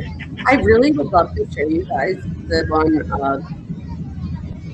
Can I find the one, the Christmas one? You guys will die. Here it is. Oh my God, you guys. This is terrible. Again, go and watch this session. Go watch it. All right, hold on. Where's the part I want to show you guys? Please don't ever do this to your kids. All right, hold on. This is it. Oh my God. So this is the deal. Trust I guess Kelly will tell you. faces that they are anywhere from apprehensive to downright terrified. I totally agree with her whole of Santa Claus. You know, it's so interesting to me that they were both just. That's the only picture I've ever seen where the kids don't look petrified near like a Santa or you know, somebody like that is like a character type figure. And I believe that that's because they're sitting with mom and dad are sitting next to Santa, so they feel safe. It's when they when Shanann says, okay, can I get a picture of you and Santa, and throws the kid on Santa. So scared of Santa Claus or any other character, the Easter Bunny, Olaf figure that you know, the family was trying to get them to interact with. You know, but they kept having to go back. The world is a great big place that they're just beginning to explore, and sometimes these characters are just too much for them to take in. And Shanann's smiling. All right, watch her. Come here. I hate this video. Come here, Bella. Don't cry. Remember, you wanted Santa. Let's turn our tree on for Santa. Hold on. What kind is he? So just in case anybody's what's happening, she has Santa coming, which is Chris, dressed up as Santa, and she's still walking towards the front door. So the kids are clearly petrified that Santa's outside. And instead of trying to comfort them, and again, I'm not blaming, this isn't blaming the victim. This is just looking at the fact that we have a video. This could be Susie Q, anyone. But just looking at a video like this, the thing that probably should have been done is to comfort the kids and maybe text Chris and be you know what, let's call this off. Okay, we got the tree on. We better go hurry up because Santa's gonna be cold. Come here. I know she means well. Oh man.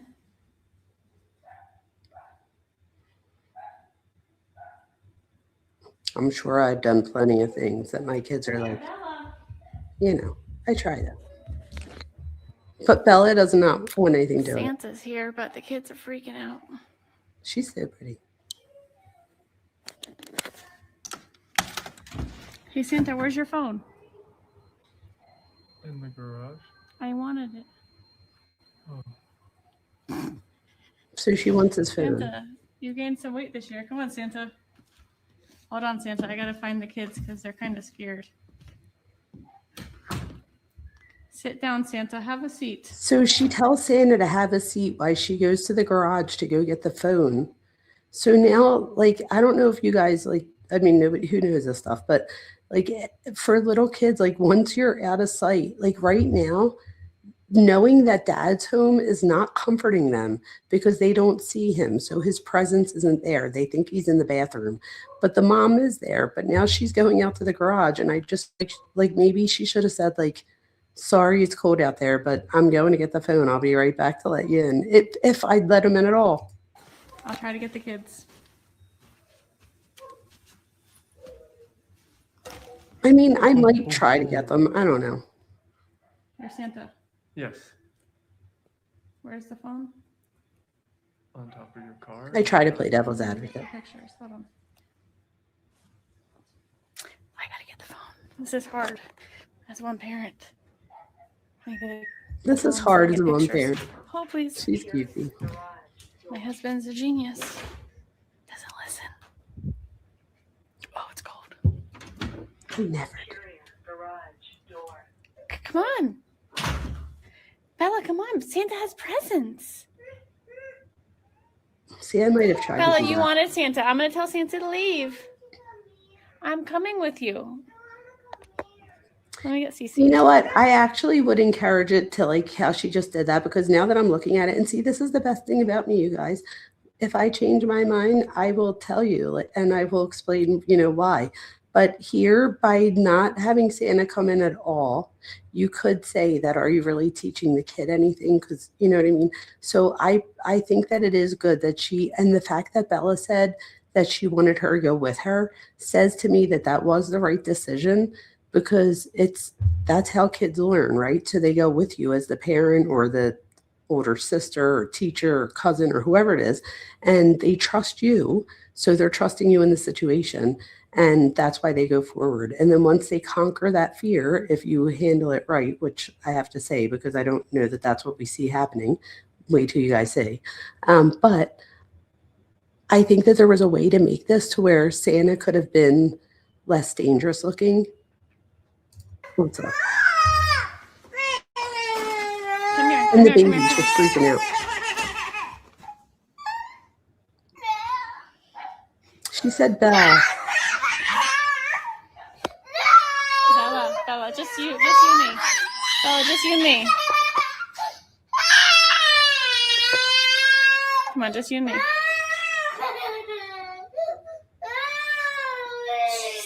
I don't know, with the smile. Okay. Bella, I'm going to tell Santa to leave.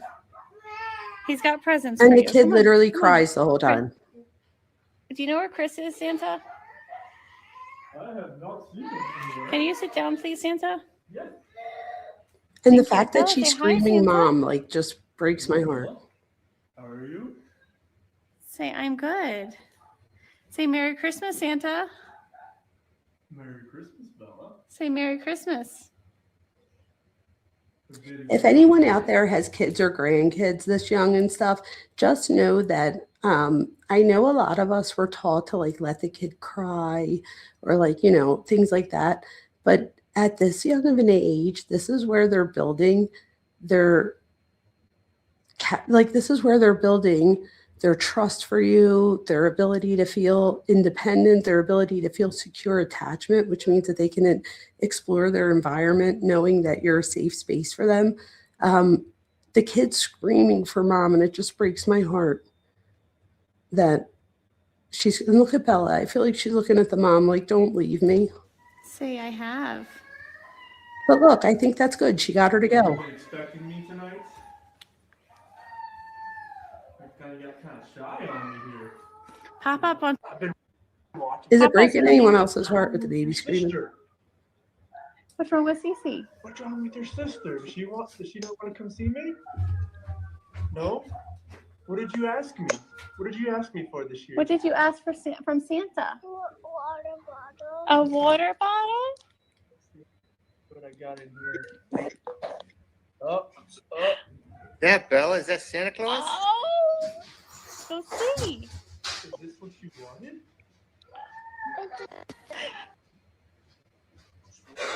But that's the kind Santa brought you, sweetheart. Look, it has the mermaid on it. Can you go grab it from Santa? Can you say thank you, Santa? Does he have any other presents for you? Did your sister ask for one too? Is she gonna come see me or no? No? Okay, can you hold, I think she asked for this. Can you hold on that one? She's finally starting to calm down. Maybe not. Oh, I got some more stuff in here, Bella. What else did you ask for? I don't know. She's still screaming. What else did you ask for? What else? What else did you ask for? Did you ask for poppy slippers? Huh? Look, she's scared. What I have here, Bella. Okay, here. I'm right here. Look. Say thank you. But look, Shanann does the right thing. And one's for you. Can you sit on Santa's lap? So you asked all Oh my God, she's freaking out. You want mommy to sit on his lap? She's screaming, Daddy. Santa, can you sit on your lap? Yes.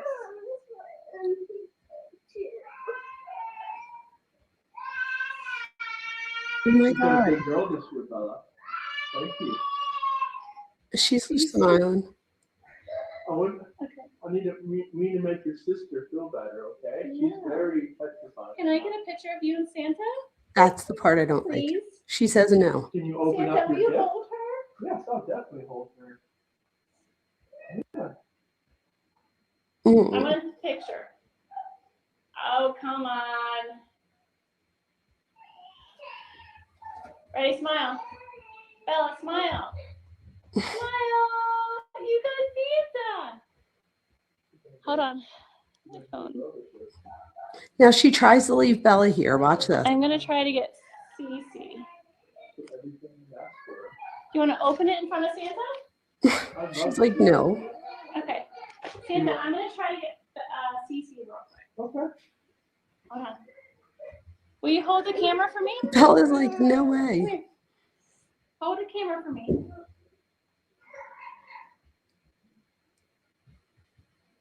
And Celeste is still freaking out. Yeah, one kid is petrified. He just said that little kid is petrified. She was just screaming daddy. Now, this breaks my heart because just like Shanann heard her crying, he heard her crying. She was screaming, daddy, daddy. If you guys heard something different, tell me, but that's what I just heard. I don't know why I don't remember her screaming daddy before. Probably because I just heard her screaming and my heart breaks. And then he says what did he say? That little one is petrified? Like, that's your kid. What? And here, he just looks like he's uncomfortable in front of the camera, like usual, in my opinion. And he should, because look at that outfit. It looks ridiculous. I did. Hi, Santa. Hello, Miss Celeste. How are you? Say hi. Can you I don't know how say she got her to Santa? calm down. I guess because she went there and picked her up. Okay. Look, Santa got you a water bottle. I did. There's something here for you as well. Did you ask Santa for anything else? I know. I see your decorations. I love it. Can you sit on Santa's lap with Bella? Right before I come Bella, into you the sit on house, his lap with Bella, Cece? Here. So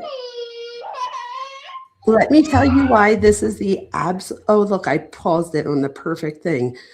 Not perfect. Perfect meaning for what I'm about to say. This is the worst possible outcome right now because one, she like ignored her while she was hysterical, and so did he. They both completely ignored her. At one point, she even screamed Bella, and I feel like that's horrible because there's like another video where Bella's screaming and Cece like wants to go help her. I don't know. That part breaks my heart too. But here, Shanann successfully gets her to calm down, and we all seen how upset she was. On a scale of 1 to 10, she was pretty much up there at a 9, maybe a 10 at one point. And Shanann brings her back down, and he said, oh yeah, I see your decorations. So that means she pointed to the decorations, meaning she probably didn't want him to focus on her because he was asking her questions like, what did you want? That was her way of like redirecting the attention outward to the decorations. So then, but it's still, she wasn't freaking out. Mom's holding her, so she feels safe, clearly. So that shows that she trusts her mom and that she feels safe with her mom. And what does the mom do here, Shanann? She completely tears all of that away by like tricking her. I don't like that. Don't do that, you guys. Don't do that. Please, please don't do that. It does nothing for your child as they grow up. I promise you. All of this, even though she had the kid screaming, I would have loved had she gone in and calmed Cece down in the very beginning, or maybe didn't go out until Cece was calmed down, because it does show that she had the ability to calm her down, right?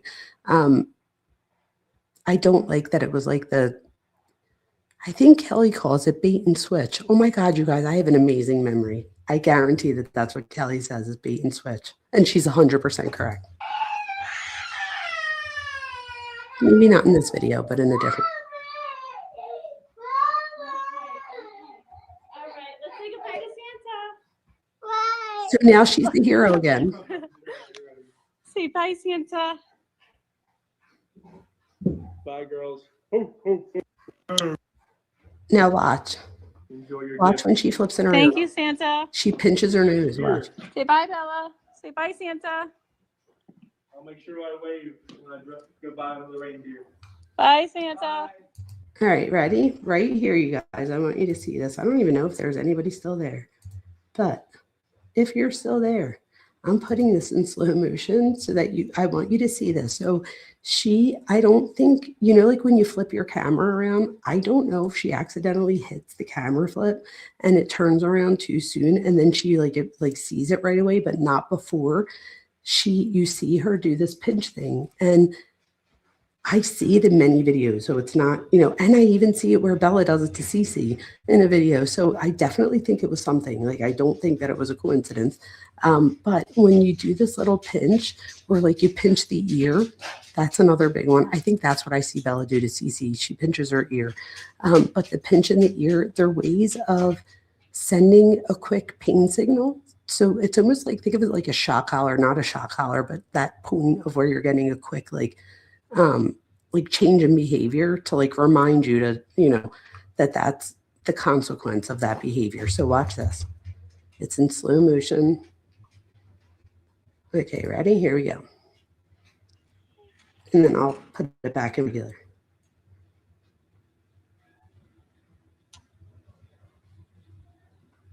Of course, it's in slow motion, so it's taking longer. Here we go. She's about to flip it around. And look, boom. Did you see it? Did Santa leave? And you can't even say if somebody's like, oh, she was wiping her nose. No, she wasn't, because she's got boogers everywhere.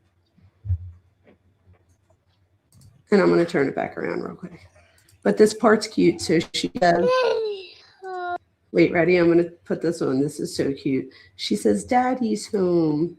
And Shanann says something like, Daddy's home? And she says, no. It's so cute. Daddy home? No. No, I think Daddy's still in the potty. Oh, that potty. Potty, are you all better? Do you want to open your gifts from Santa? Bella, open them. Come on, Cece, open. She said it's scary. But Shanann calms her down and says, don't be scared. Oh, girls. Rip the presents open. This is totally gracious. You did it? What is it, Cece?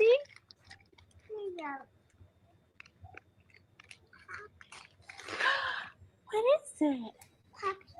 Poppy slippers? So look, she's happy. That's her reward. Cece, let me see. Celeste, let me see the poppy slippers. All right, Bella, I'll help you. Bella can't open it. Don't, Cece. You guys have to try. Okay, now you finish. Too hard. It's too hard, she said. Bella. Cece. Let me help you. Then put them on? Bella, come here. Give it to me. Hey, you cut it out, Missy. Santa's not going to bring any more gifts tonight. So Bella's clearly not happy. Bye, Santa. Look at her short hair again.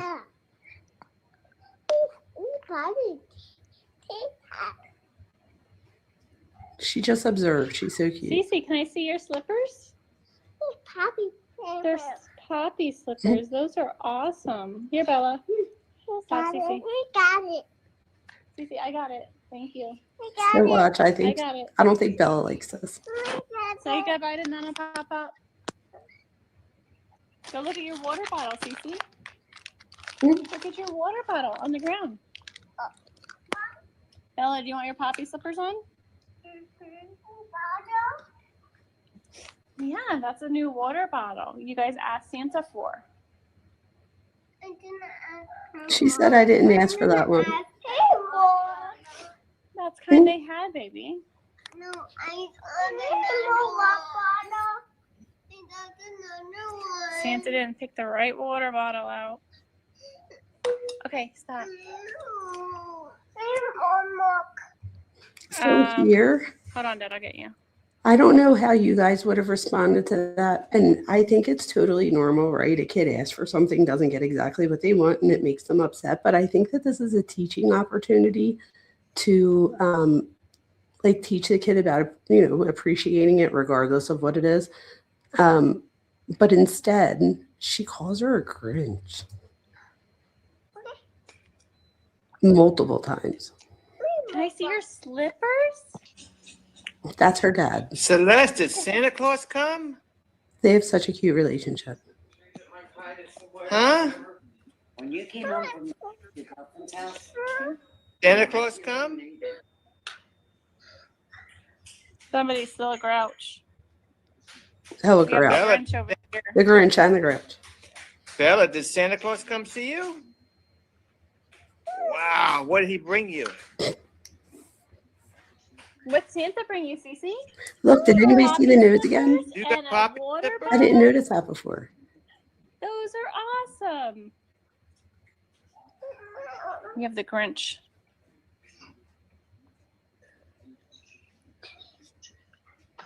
So here you Wow, should- Bella, that's nice of Not the Santa water Claus. bottle she I don't wanted. know.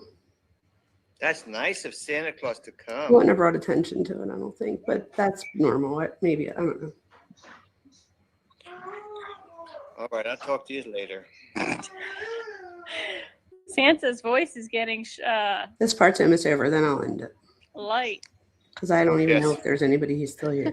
Horrible. I think he has a cold. All All right. We'll call you guys later. Hi, everybody. So I forgot she was live that whole Everyone time. has I a forgot. I Merry thought she was just on the phone with her We have the dad. Grinch over here. Bella. And should be Which is how we're Merry watching it, Christmas though. over here. So now they're asking for their bottle. And one of the Bella, things, real quick, that it's alleged is that I don't know if they maybe, I don't know if there was something in their bottle like that helped them sleep at night. Sometimes people give like melatonin and stuff, but I have no idea if we would ever know that. I love your stuff. Say hi. Let me see your slippers.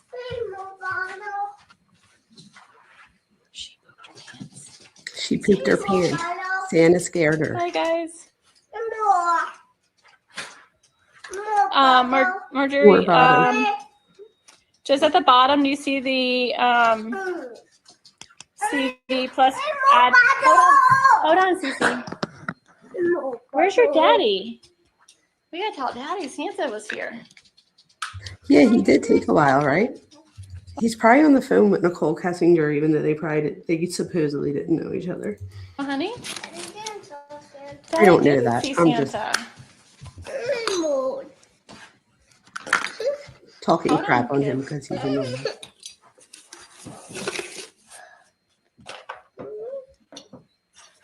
So wait, what is she doing right now? She put her phone down. Water bottle?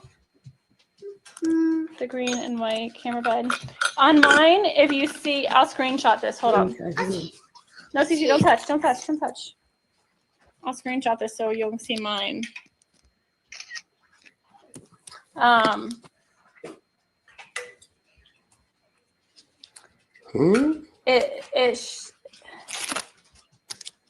I forget what it looks like. You guys, this is Shining Light. I thought this was What's the Obsession. Please go to Shining Light and subscribe. I apologize, Shining Light. On the other side, It says it's a but on whole my thing. side, you just click that add person and invite them to the call.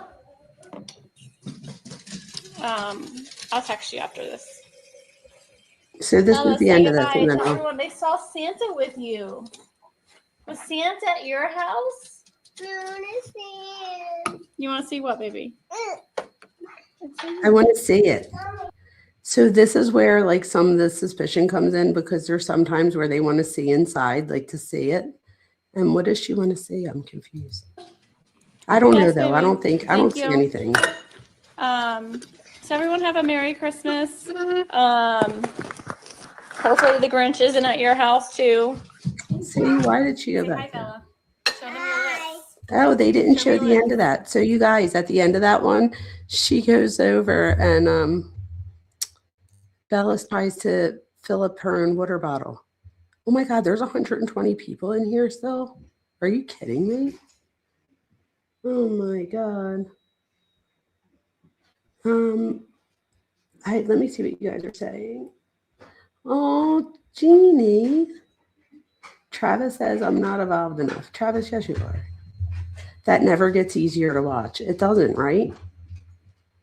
Oh, you think maybe about putting the meds in the bottles? That's what the allege is, right? That and again, it could have been melatonin or like a vitamin type thing. Do you know what I mean? Like maybe I thought about it and I'm like, how do I know that Thrive, like that, how do I know that it wasn't something Thrive Kids or something for bed? I don't know. Yeah, that ended in the worst way, didn't it? Unbelievable. Should we end it on this cute little cookies thing and so it's not on such a bad note? We're making chocolate chip cookies right now. So look, they do a little kissy. I know. Stop.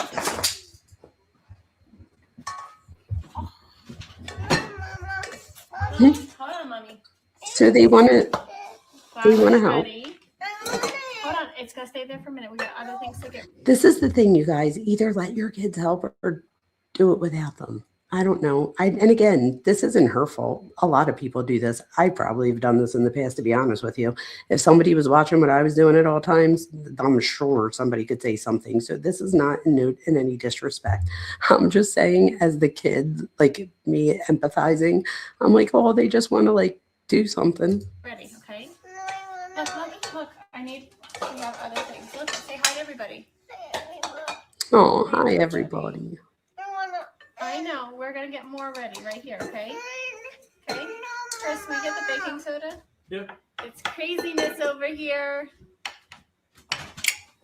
Hey, Jen. Say hi, They're Jen. so cute. Bella wanted lipstick on like mommy today. Show her your lips. And Cece too. No kisses. That's cute. So do you see like when she gives them both attention together and she tells them like, you're like mommy, but like show the kisses and lipstick on, they both look how cute they are. They're so excited. But then when it comes back to it, I guess, I don't know. Right now we're making chocolate chip they're cookies. sick here We're gonna too, I make think. sugar cookies, Italian cookies. Maybe if I speed this up real quick. Come on over, Amanda. Lots of cookies. Baking soda. Hold on. I sped it up. Oh, thanks, Jen. Baking soda. Okay. What, baby? What, honey? Oh, sugar? I know. Okay, baby. Okay. Mommy, Have your she's mouth. the cutest kid ever. I know, baby. Now pour it in the bowl. Good job, Bill. Careful. So that's what you should do. There you go. I take it back now because that's exactly what you should do. That's good. One more. Go ahead. Now Cece's turn. Can Cece hold it? Yeah. Put it over the bowl. Wrong bowl. Okay, hold on. That's funny. That is so cute. She thought she had to put it in her Put it in bowl. the red bowl. Right here. Hold it. Put it in that bowl. The red bowl. Red bowl. Good girl. Good job. One more time. That's so cute. Sugar's ready. All right. Now we add the sugar. Oh my goodness. Say hi, Papa. Oh, this is so cute. That is her. Watch Cece.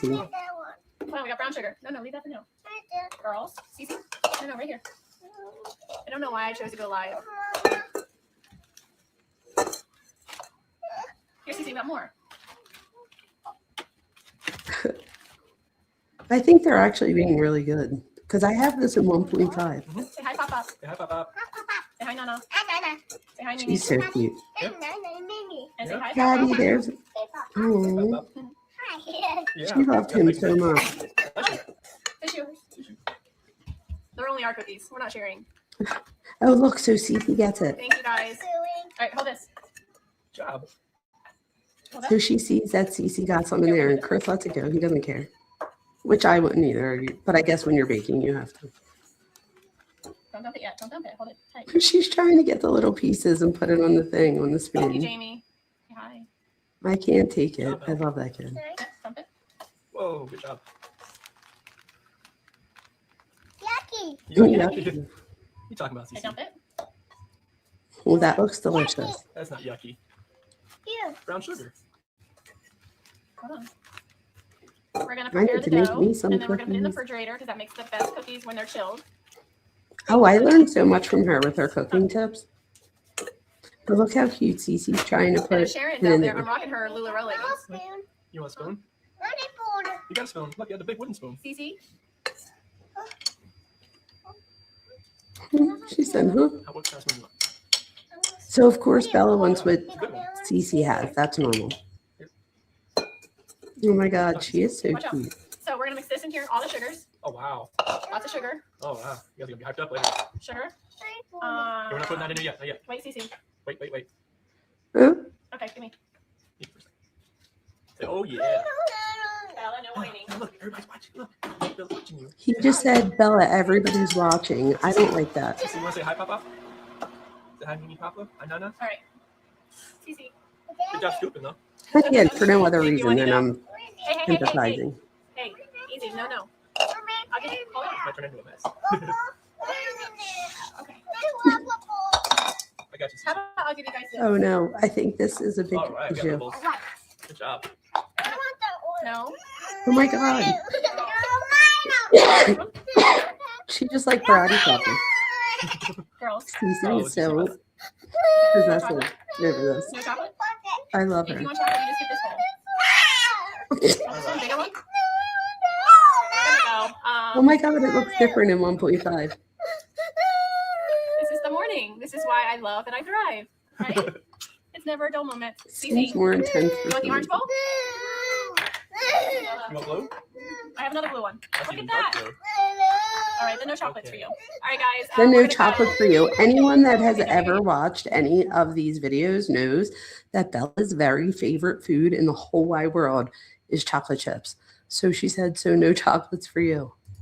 And the problem is she'll wind up giving her chocolates. So that is like a empty threat, which everybody does. I'm sure I have. I don't know. I've always known that I shouldn't do that just because of my training and psychology, but that is normal every now and then. But just try, if you remember, not to do empty threats, because then the kid doesn't take you serious. Here, Cece. You want some, Bella? No? Okay. We love you guys. Hannah, oh my goodness. Literally, I'm glad I thrive because I can handle I'm it. glad I thrive. There we go. You ate it all? Oh, you don't want them? Okay. You don't have to have chocolate. I thought it'd make them happy, but I guess it doesn't. So I'm going to go and handle this and finish these cookies because I got to go to Costco and get detergent because I forgot yesterday. And then click list at King Supers because I love it now. And that's it. That's my day. I'm finished cooking. Right? Right. Love you guys. See you later. We'll be back. Say bye. Bye. I love her. Show me your pigtail, Cece. Show me your hair. All right. We're going to go. Bye, guys. Bye. Oh. Oh, wait, it says later that day. Oh. I guess that was an ending that, I don't know. I thought it was going to show like something with them, but it doesn't. Okay, so let's see. Where are we at? Oh my gosh. Oh, how about my pictures off? I thought it was on that whole time. How about that? My bad. I think I turned it off to go let the dog in and then maybe to get it, take a drink. I always bake with my granddaughters. They're 2 and 4. Oh, would you? So in that situation, if you were baking with them, what would you have like? Wait, what does that say? Dr. Spock is all you need to raise kids, or have things changed? You're a riot. You're funny. Yeah, I think I'm off to bed too. I have work tomorrow morning, believe it or not. She learned to cook really well from her mom. Inspire. I'm telling you, I got so many like tips off of her. Like there's definitely something to that, like the chilled cookie dough it's amazing. Like there's a few tips that she gets. Oh, she does these little cannoli bites. Oh my God. And she even makes like, oh my gosh, you could tell I'm hungry and I'm a big Italian over here. Wait, let me take this off so I could go. There we go. There we go. So she makes these little, they're like, she calls them like mini cannoli bites. What do I have on my face?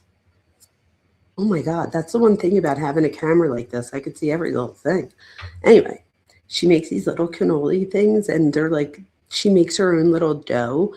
Not dough, like the shell, whatever they're called.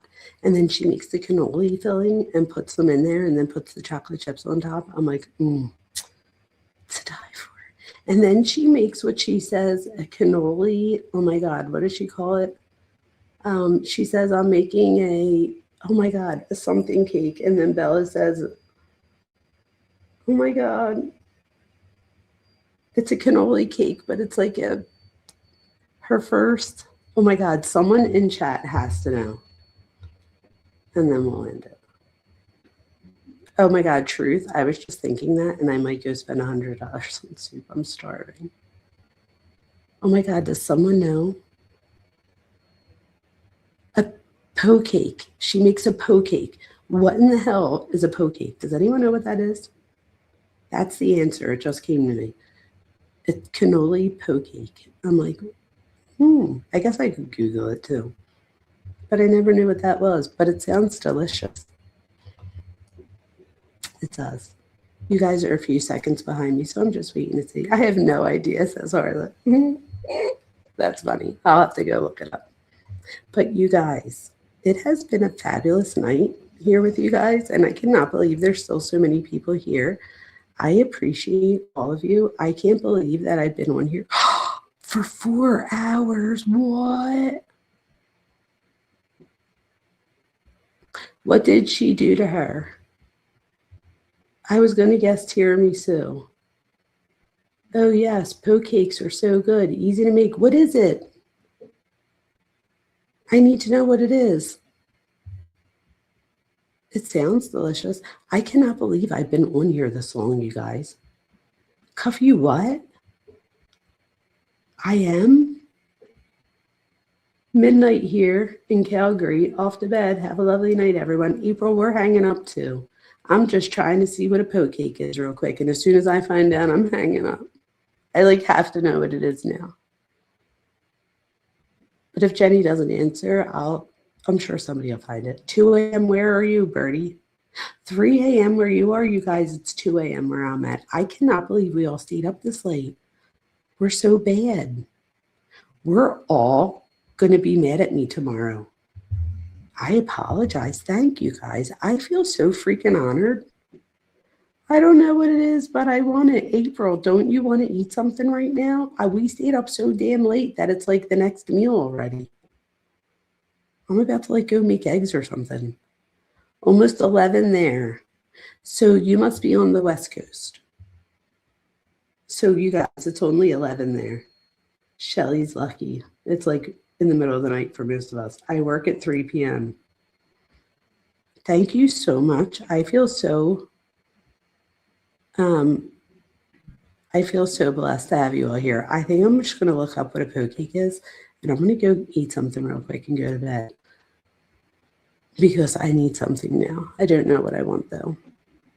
Ooh, you know what I think I have? Cinnamon buns, and they're like baked from the bakery.